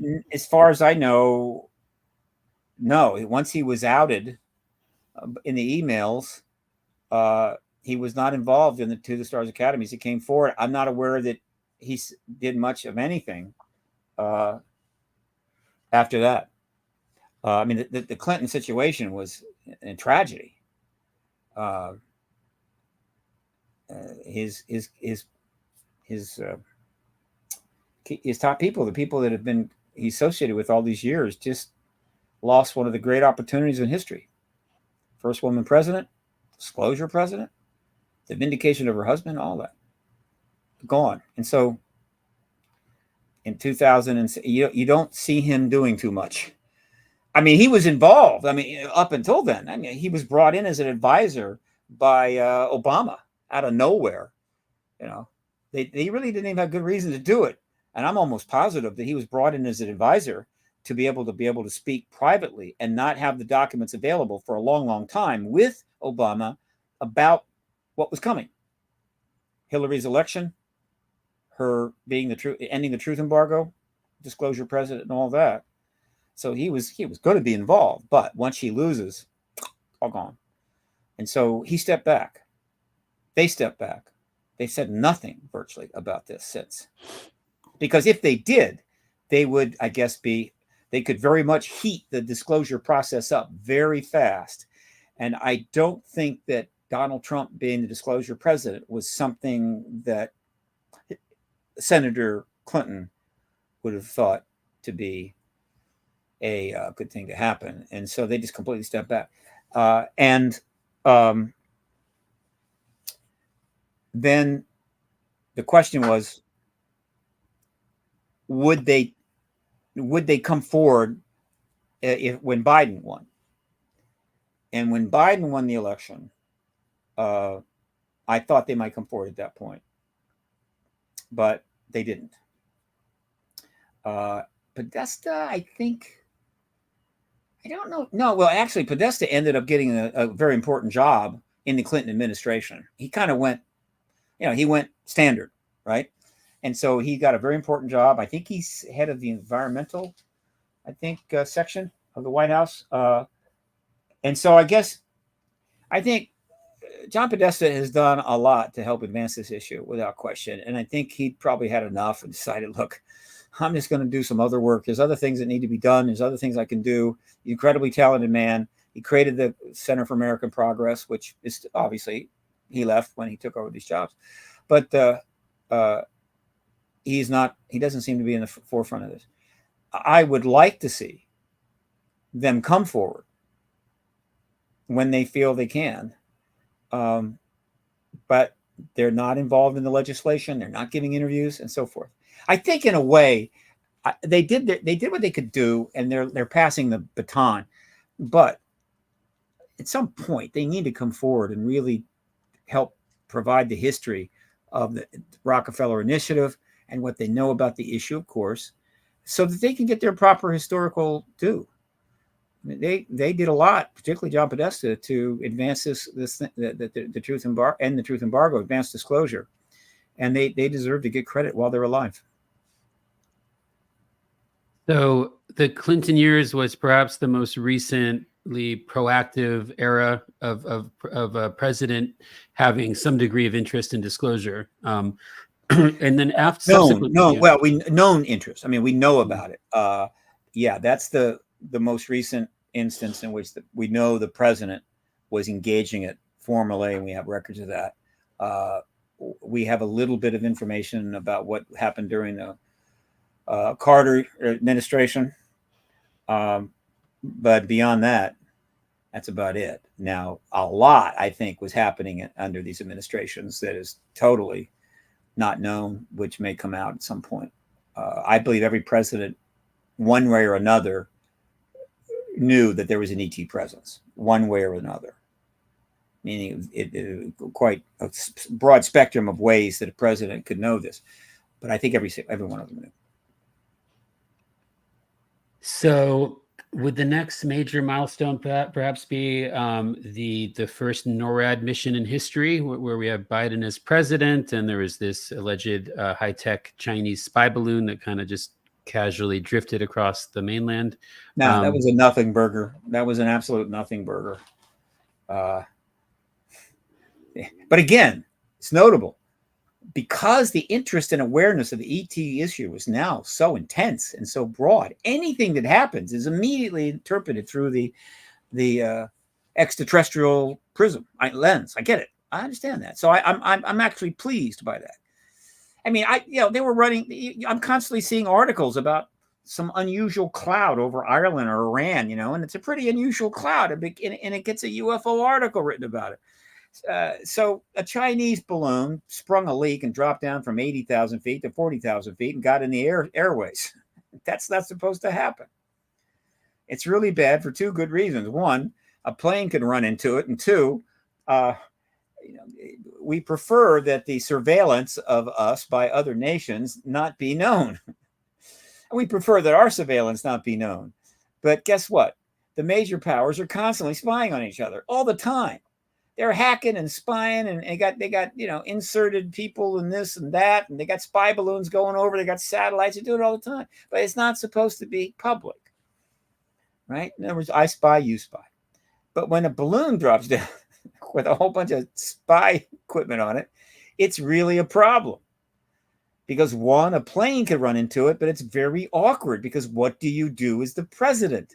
You don't come out and say, well, a Chinese spy balloon is now flying over North America, and we're not happy about that. But we got plenty of balloons flying over China, so we're just going to let it pass. Go on, and let's get back to normal. No, politics doesn't work that way. And so they got a problem. What are they going to do with this damn Chinese spy balloon? And the only choice they had was to shoot it down, right? Make the point. Now, China did not help. Naturally, Xi Jinping had to make an announcement, and it was a weather balloon. It wasn't a spy balloon, which irritated, I'm sure, the administration.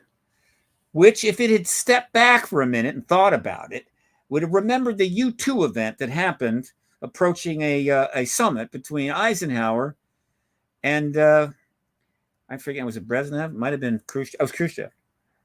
Where one of our U2 planes got shot down. Now, it wasn't because it was flying too low. They wanted to shoot it down.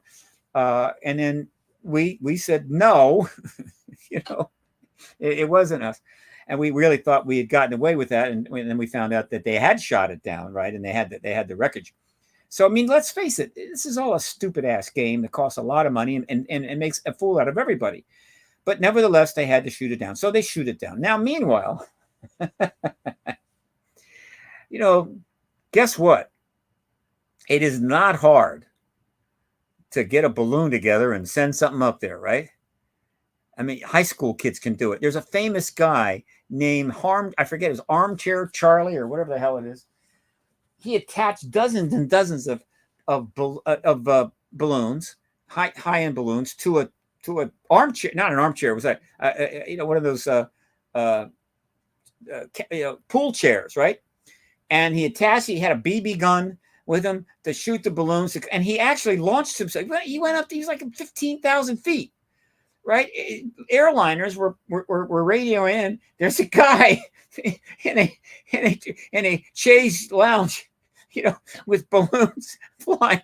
Right, this isn't that hard, and so I believe some people got together, some whatever kids, they got their hands on some decent balloons, put something on it, and launched that baby to have some fun.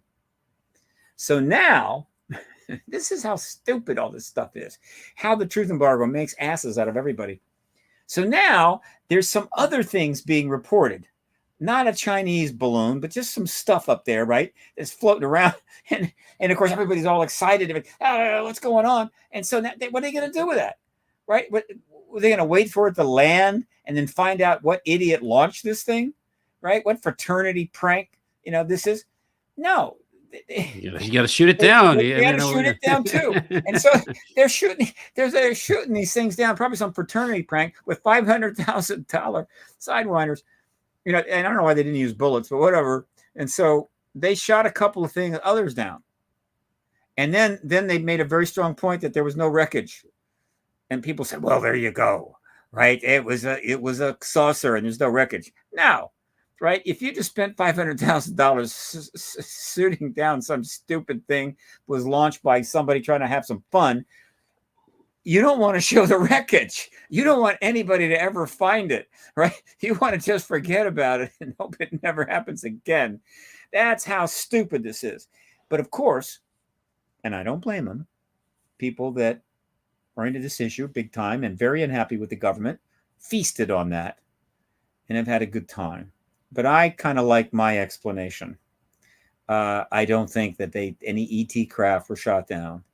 I don't think they were Chinese weather balloons or more Chinese balloons, because they would have sure as hell said that. But again, you see the impossible position the government was in because of the Cold War, right? The Cold War and the ET issue together makes the public relations and the way governments have to interact with each other just 10 times more difficult than they need to be. And stupid stuff like this happens all the time. Yeah, these cover-ups definitely complicate things, and then sometimes the cover-up becomes the crime, and or just nonsense. Yeah. Well, this stuff seems to be useful for the UAP disclosure activism, in that I believe it was the first time that the president, although he kind of muttered a bit incoherently, as he tends to do these days as well, but he got in front of a mic and he said something about the incident. And I think that brought more mainstream exposure to the possibility of there being, secrets to eventually share with the public. Mm-hmm. I don't know how sure you are about the subsequent shootings, like Huron and stuff, whether those, what they were. I mean, there's no way to know, right? Because no one's told us. There's no way to know. But yeah. I again, but there was some stuff being tossed around about some kids maybe put up some balloons. I say kids. I mean, to send some stuff up. How could you want to do that, right? You just know you want to do that, right? And so, but again, I get it. I mean, it's good. It's good. It's fun info. Yeah, it's useful for what you do to at least get it more and more into the mainstream, and you have this amazing collection of all the articles. Not exactly. Look, it doesn't help us when some reporter goes nuts over a funny-looking cloud in Iran. It doesn't help us when they go crazy over shoot-downs that are probably of no consequence whatsoever. There's a lot of stuff that's getting covered because of the enormous interest in the UFO issue. I get that. A lot of it's silly.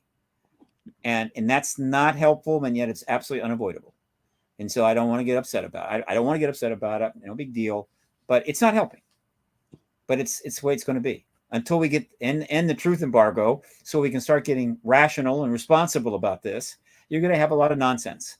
And that's fine. But that's. Do you think this 2003 incident was, in fact, the first NORAD mission to take place?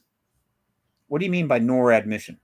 Well, that's how it was described when it came out initially. And I have an article here. Maybe I can find it. Well, I mean, NORAD tracks these things. So, yeah, NORAD tracks them. And if NORAD tracked the weather balloon, then we're going to send a plane up to shoot it. That doesn't make it a NORAD mission. It just means that.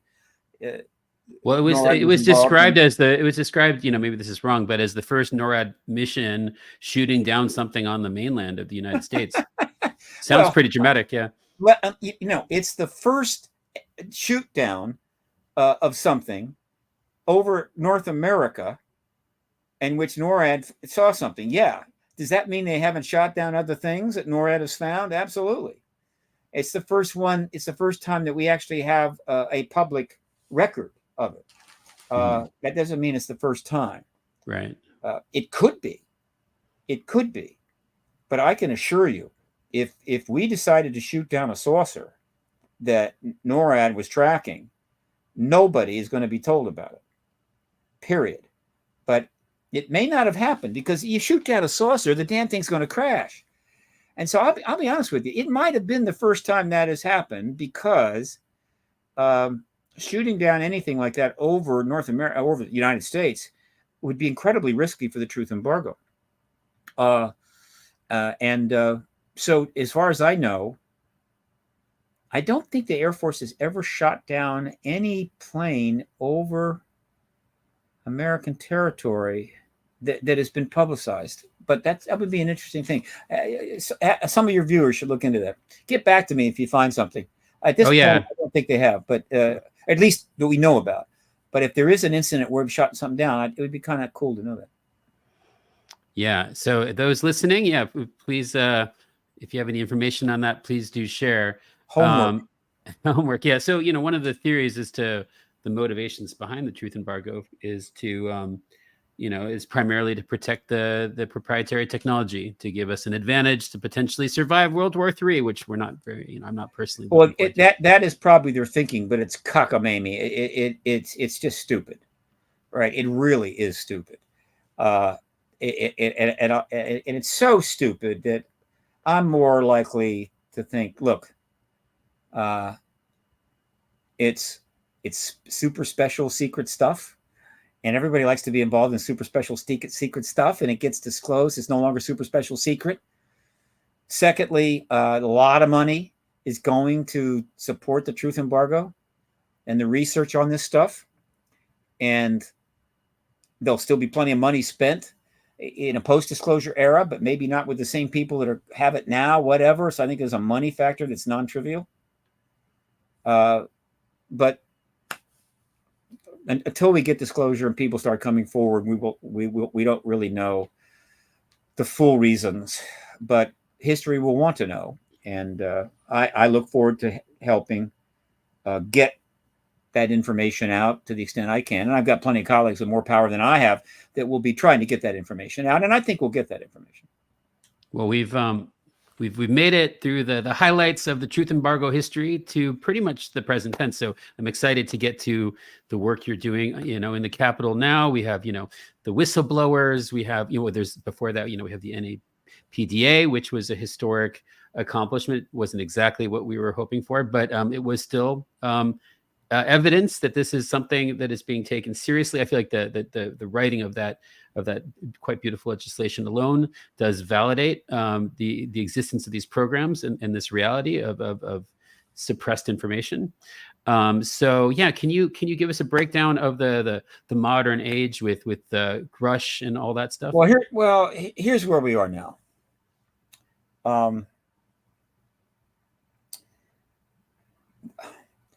It's remarkable that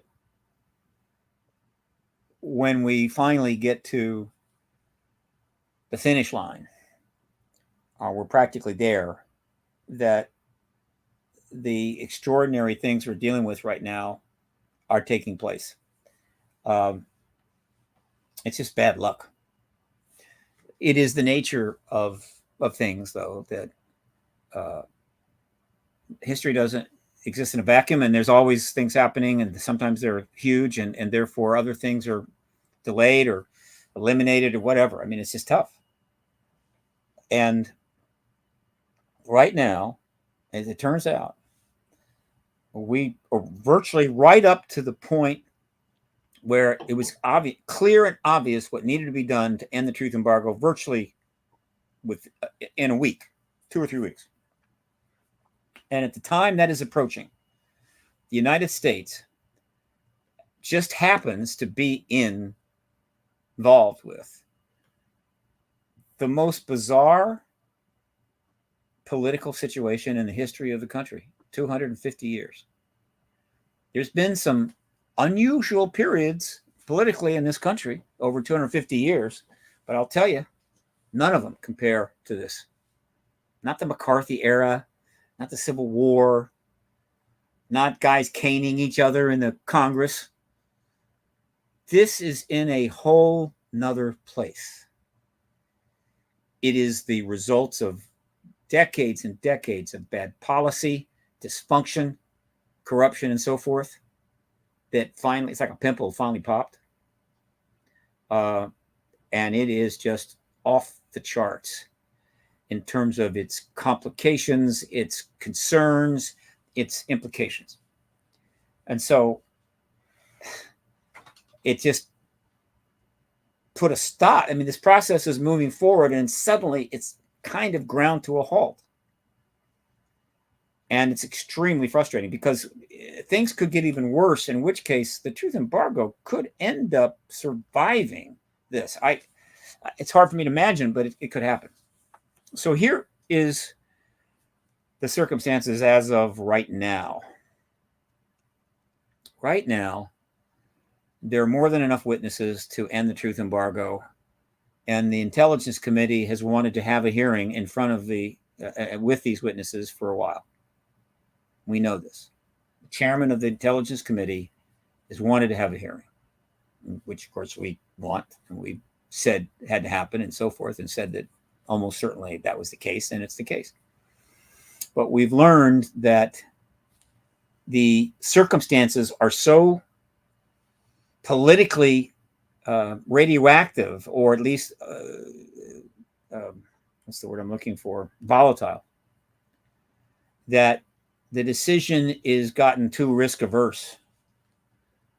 My understanding is that Senator Warner, a good man, doesn't want to hold a hearing unless he can get the firsthand people in. He actually wants people that have worked on the ET craft or other, and crash retrievals, whatever, firsthand people testifying, not secondhand people, no matter how qualified they are, no matter how appropriate it was for them to know this information or get this information.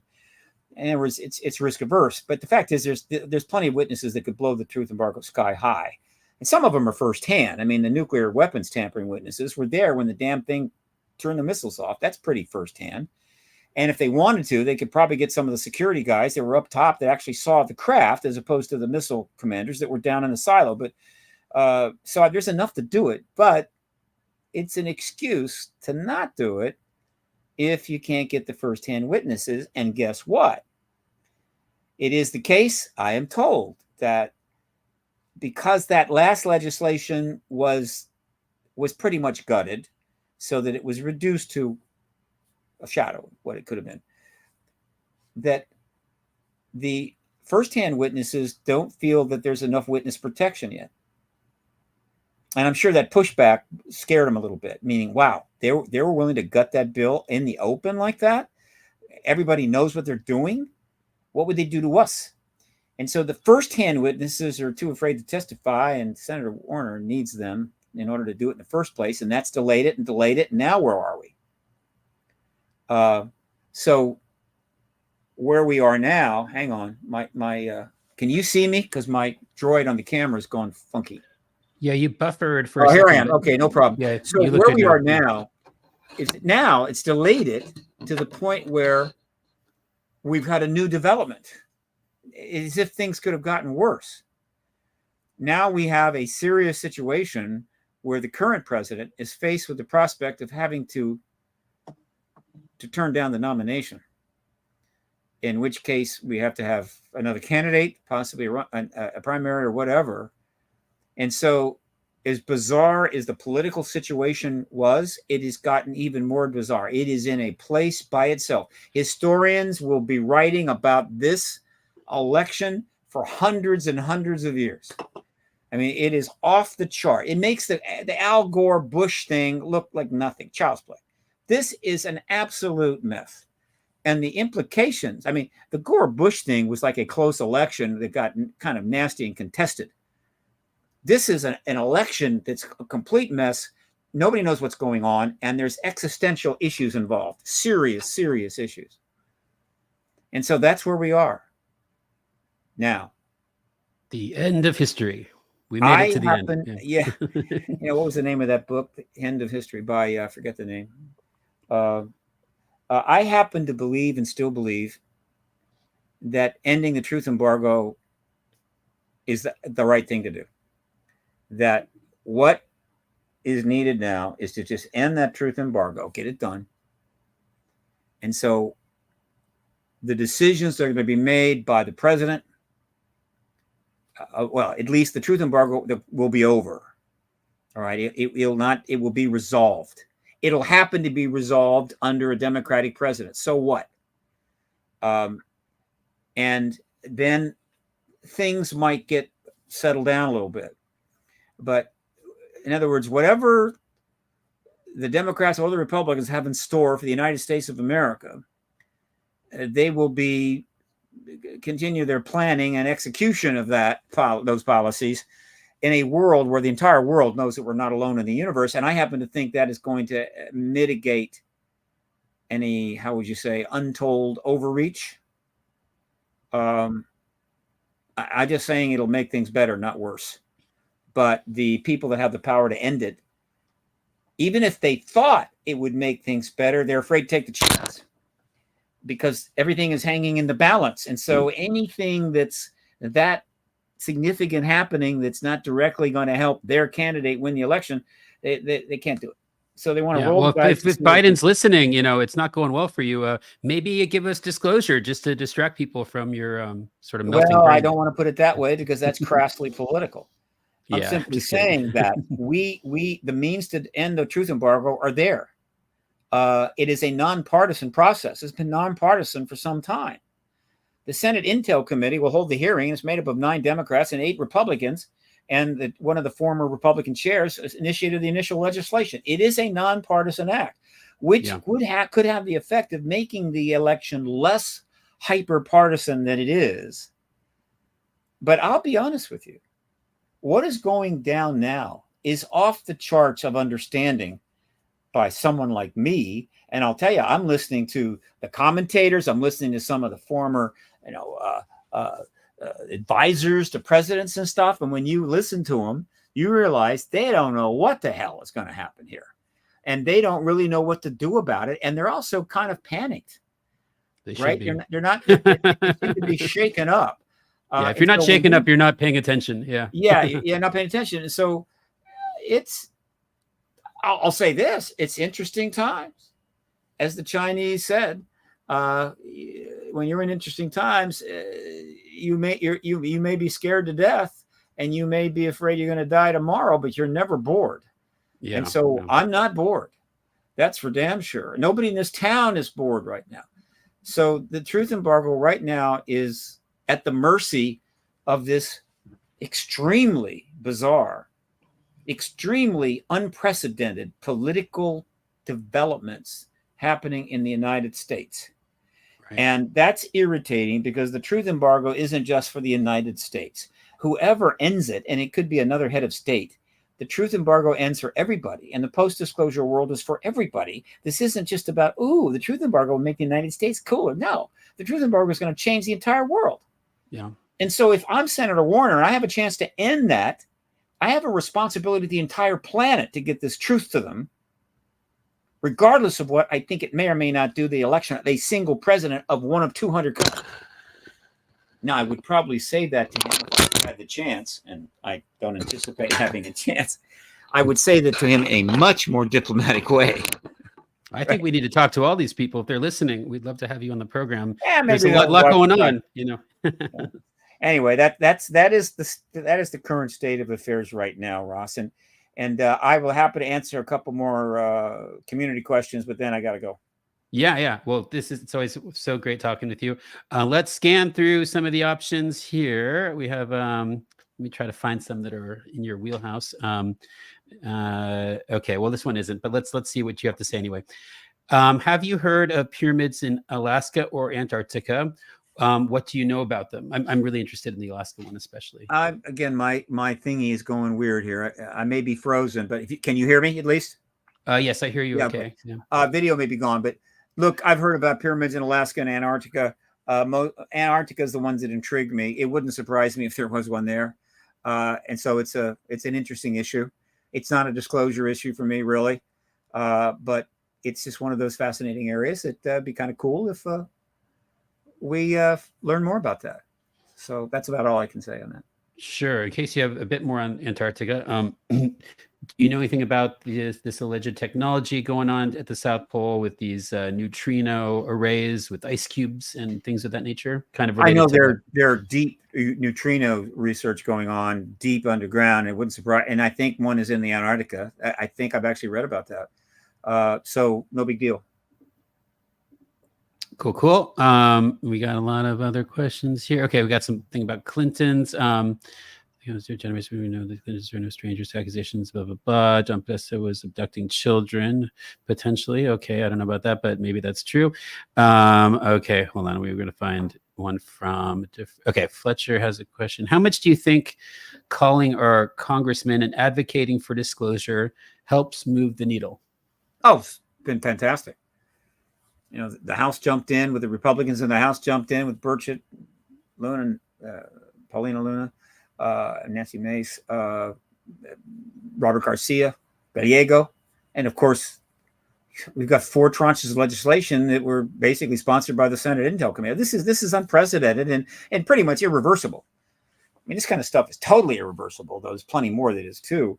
And so the truth embargo is over. I mean, the truth embargo is basically done. It just hasn't been put away. And the truth embargo managers have lost. They just don't know it yet. So, yeah, it's huge. And it was absolutely necessary. You had to have this happen. If the president was going to come forward, there had to be these things happening over the last 4 years. And the legislation, it could have been quicker, but legislation, the setting up of organizations and reports and this and that, and ultimately the hearings, in order for the president to come forward and do it the right way. That's what this has all been about. It has nothing to do with finding out about the ET stuff. They already know. It's about preparing for disclosure, but they couldn't tell us. They couldn't tell us, yeah, we're doing all this so we can get ready for disclosure, because, of course, that would kind of be disclosure. And so they've had to kind of finesse it, basically lie about their intentions. But it's as lies go, it's a good one, because it ultimately leads to the ultimate truth, where then they can get out of the lying business, if they've got any sense at all, and start getting truthful American people, and then things will start getting better very quickly. So, in this question, just to clarify, I think was asking, what good does it do, if any, for us as, what can we do as citizens to help with the activism, like, reaching out to Congress people, for example? Do you think that helps incentivize them? Yeah, go to New Paradigm Institute, the new think tank, 501c3 think tank, but Danny Sheehan is chairing, is making great strides. It's raised quite a bit of money. It'll raise more. They have a way for you to contact your member of Congress, all three of your members, very easily through a form. Boom, bang, boom. If you go to Paradigm Research Group and click on Shiftstorm, it shows you how you can send lots of anybody on Twitter can send tag Twitter messages to three key people: Schumer, Rubio, and Warner, asking for the hearing, requesting the hearing. So you can do that. Just off the top, that's pretty good. And obviously, be active on social media. Post your intentions and desires about this. You can send tag tweets to lots of journalists. Most of the journalists have Twitter accounts. They don't have messaging, but they have Twitter accounts, and a tag tweet ends up in their notification box. So these are the things you can do right now that will help, right? And you can call your representatives and your senator directly. Yeah, generally they will take a constituent call. At least somebody high up will, and let them know we want the hearing. Let's get this done. So, the presidential election, it's a bit of a strange situation having these elder people. You think? Yeah, it's a little unsettling, right? But these two guys seem a lot less interested in this topic than some of their predecessors. Even, Obama was a little bit more quippy about it. Obviously, we discussed the Clintons and their ambitions to kind of get to the bottom of things, at least initially. And what are your thoughts as to why these elder statesmen are so not tuned in or not feeling inspired to at all talk about this topic currently? We don't know what they think about this issue. We don't know what they know about this issue. Right. But clearly, they're not wanting to engage this issue. Okay, fine. Clinton tried, didn't go well. Gore didn't. Obama didn't. Right. And Bush and well, about Obama, though, I mean, he spoke more openly and more intelligently about the topic, even though he was evasive, of course. Yeah. But I mean, he did. I mean, I understand, but the Clintons didn't. And so, but overall, it is very awkward for the president to take a lead on this.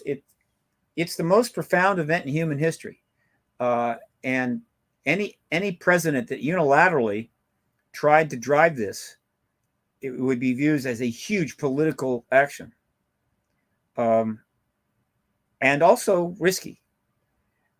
So something of this magnitude needs a certain preparation. It needs certain things to happen ahead of time to make it appropriate for the president to come forward. And that's what we've been trying to get. And we got that. We've got it. We've had it. We've got it. We've got everything we need. Well, the Schumer legislation was the last thing. Yeah. And so that's what was left, was at least the basics. It doesn't have the powers, but they could be reinserted any time. So basically, we're there. We just need the hearing, and that had to happen. And until it happens, Biden is not going to jump into it. I mean, his hands are full right now. That's for sure. He's got much bigger problems than. Well, again, obviously, if we hold a hearing on this subject and it blows the truth embargo up, which it will, it sets the stage for President Biden to come forward and appropriately confirm the extraterrestrial presence based on the testimony that he has seen. And I can say one thing, that really will not change the problem he faces with his own party and his own funders. And so he might very well still have to step down from the nomination, but he will go out with a bang. One hell of a legacy. In other words, if I was an advisor to President Biden or to Warner, I would say, do the right thing. Yeah. Let President Biden disclose appropriately. Not so he can win the election, frankly, because it may not matter, but because it'll give him a much better basis to step down. In other words, he will have done about as much as any person could ever expect from a president. And he goes out on a high note, to say the least, to understate it. And so now he could step down with a little glory. Again, this to me is pretty straightforward. Yeah, he doesn't have a lot to look forward to in terms of the end of his tenure. So why not make history, you know? Yeah, exactly. I mean, this is common sense. But the chess games that these people up on the Hill have to play when it costs $8 or $10 or $15 million to win a damn election, and you get primaried at any time, right? And the whole system is just totally stupid. Being a member of Congress is hell. I mean, I think, frankly, it was a hellacious job. A few managed to settle in and kind of do it, but most of them, it's awful. The political system we have, including the electoral system, is completely awful, needs to be reformed top to bottom, and nobody will do it. And so they're willing to go through hell forever for whatever reason, because they haven't got the guts to change it, or think they change it, they'll be the loser. What can I say? But it's common sense. The witnesses are ready to testify. They will blow the truth embargo up. The president, when he come forward then and confirm it without looking intensely political, not political at all. And it doesn't matter what the president knows. Maybe the president's known about the ET president for 30 years. It doesn't matter. He's coming forward as the head of state, and in an appropriate way, following an incredible hearing that has confirmed to the world what most of the world already knows already. And so the truth embargo is over. We enter the post-disclosure world when a lot of things can change and a lot of good things can happen. And then the president really can step down after done something quite extraordinary and not feel like he's left anything on the table. And then a couple of other candidates will fight it out for the election. That is common sense. But I'll tell you, I'm 77. I have been watching my government for 50 some years. When I went to college, I started paying attention. And the amount of common sense that is being exercised in this city is practically unmeasurable. I mean, there may be some, but it's not a critical mass. In other words, the amount of common sense needed, they're not even getting close to it. And so they're just screwing things up year after decade and creating an awful, awful mess. And it's not we're the only country doing this. Other countries that are doing also stupid things. But as the leading economic power and military power, when we screw up, it has much more impact to the world. And so others are to blame too. I mean, there's other people involved, but other nations involved, but the U.S. has gone out of its way to make things worse. It's just a shame. And this is another example. It is so obvious what has to happen next. And Mark Warner has the power to do it. Nobody else can have that hearing but him. They can hold a hearing over in the House, and they want to, but it won't do the job. It has to be the intel, and he's the chair, and that's his job, and therefore he has to call this hearing. God, I wish I could say that to him in person. Or even you can go hunt him down. You're the man, Stephen Bassett. You got this. We know you're going to. No, it doesn't work that way, Ross. You just don't go up there and make an ass of yourself. Well, you wouldn't. You wouldn't. We should get you meetings with all the people. You're going to save us. You march into the office and then go past the front, go back into the office and say, "I'm going to talk to Mark Warner." No, I've disgraced the activist movement at that point. Well, yeah, no, you'd have to set it up the right way. And it's a huge ego deal. Yeah. No, you just keep trying and talking and hope that you can get the opportunity to talk to somebody like that. Sure. I have other colleagues that I think do have access to him, but they're not quite on the same message I'm at. That's fine. I mean, they should be in the message they want to be on. But whatever. I have said this now on probably 50 to 70, 100 podcasts. So, and just in the last year or so. So it's not like I haven't put it out there. Right. Unfortunately for me, the big shots on the Hill don't spend a lot of time on Twitter or YouTube. So they unless one of their aides, particularly one of their millennial aides, happens to see something and take it to them, they're not going to run across it on their own. So if people were to tag Mark Warner, would that be the most useful person? And also related to that, does it seem realistic, the criteria he's established, where he needs to have only whistleblower type people who have direct firsthand experience? Because is he just saying that maybe as an out? So it seems like he's trying to accomplish something, whereas he potentially knows that the threshold is impossible to reach. And so therefore he doesn't have to do anything, but it can still seem like he's trying. Again, if you don't want to do something, set up criteria that are impossible. I mean, yeah, simple. And by the way, for every whistleblower, there's 20 witnesses. Okay. Maybe more. There are very few whistleblowers. There are lots of witnesses. This is a very important distinction. Right. So, again, you could. Actually, I didn't say this, but you could tag tweet the link to this. There's going to be a link to this interview at some point. You could tag tweet the link to this interview to him, to Warner, right? And just because his staff will see it. Maybe one of them will watch the interview and go, maybe I should show John this. Mark this. Rather. Stephen Bassett, right here. He's a national treasure. You should take advantage of this opportunity, Mark Warner. You'll learn things.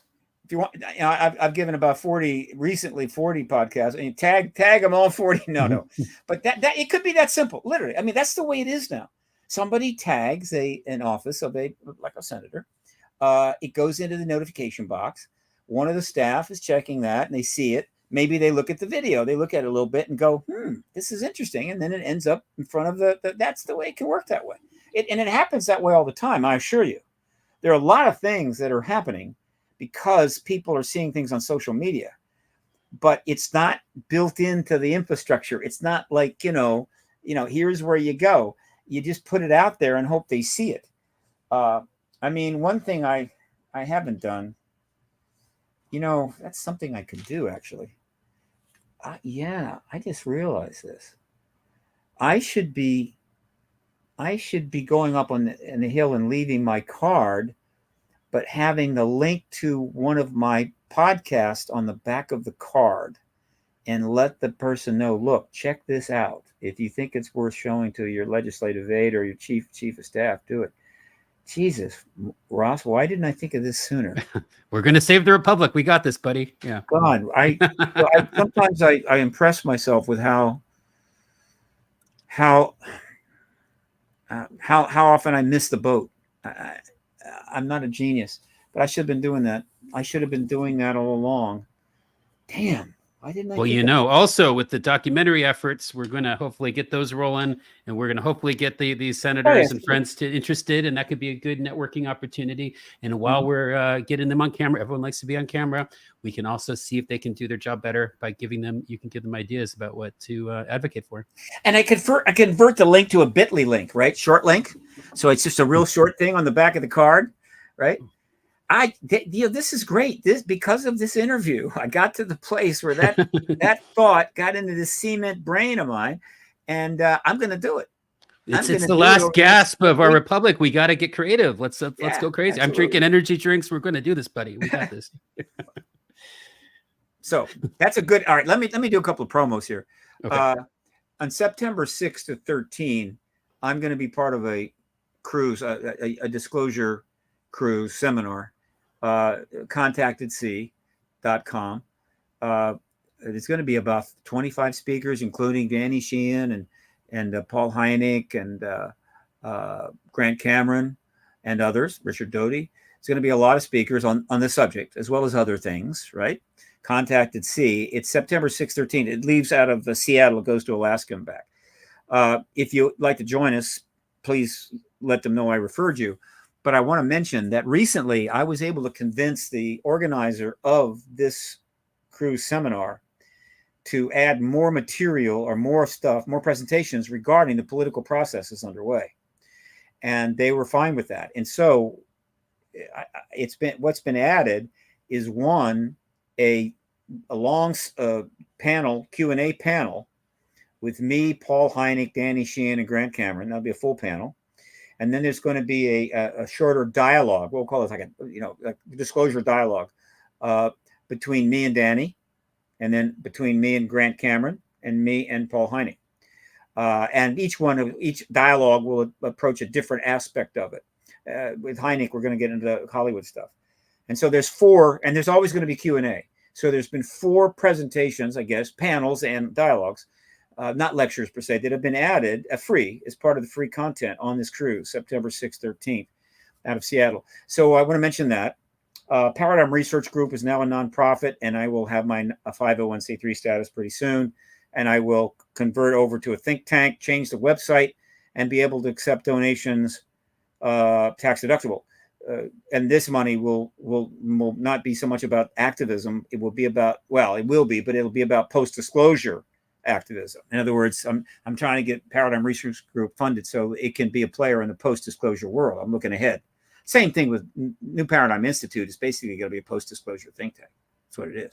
Soul Foundation, set up by Gary Nolan, is going to be a post-disclosure scientific think tank.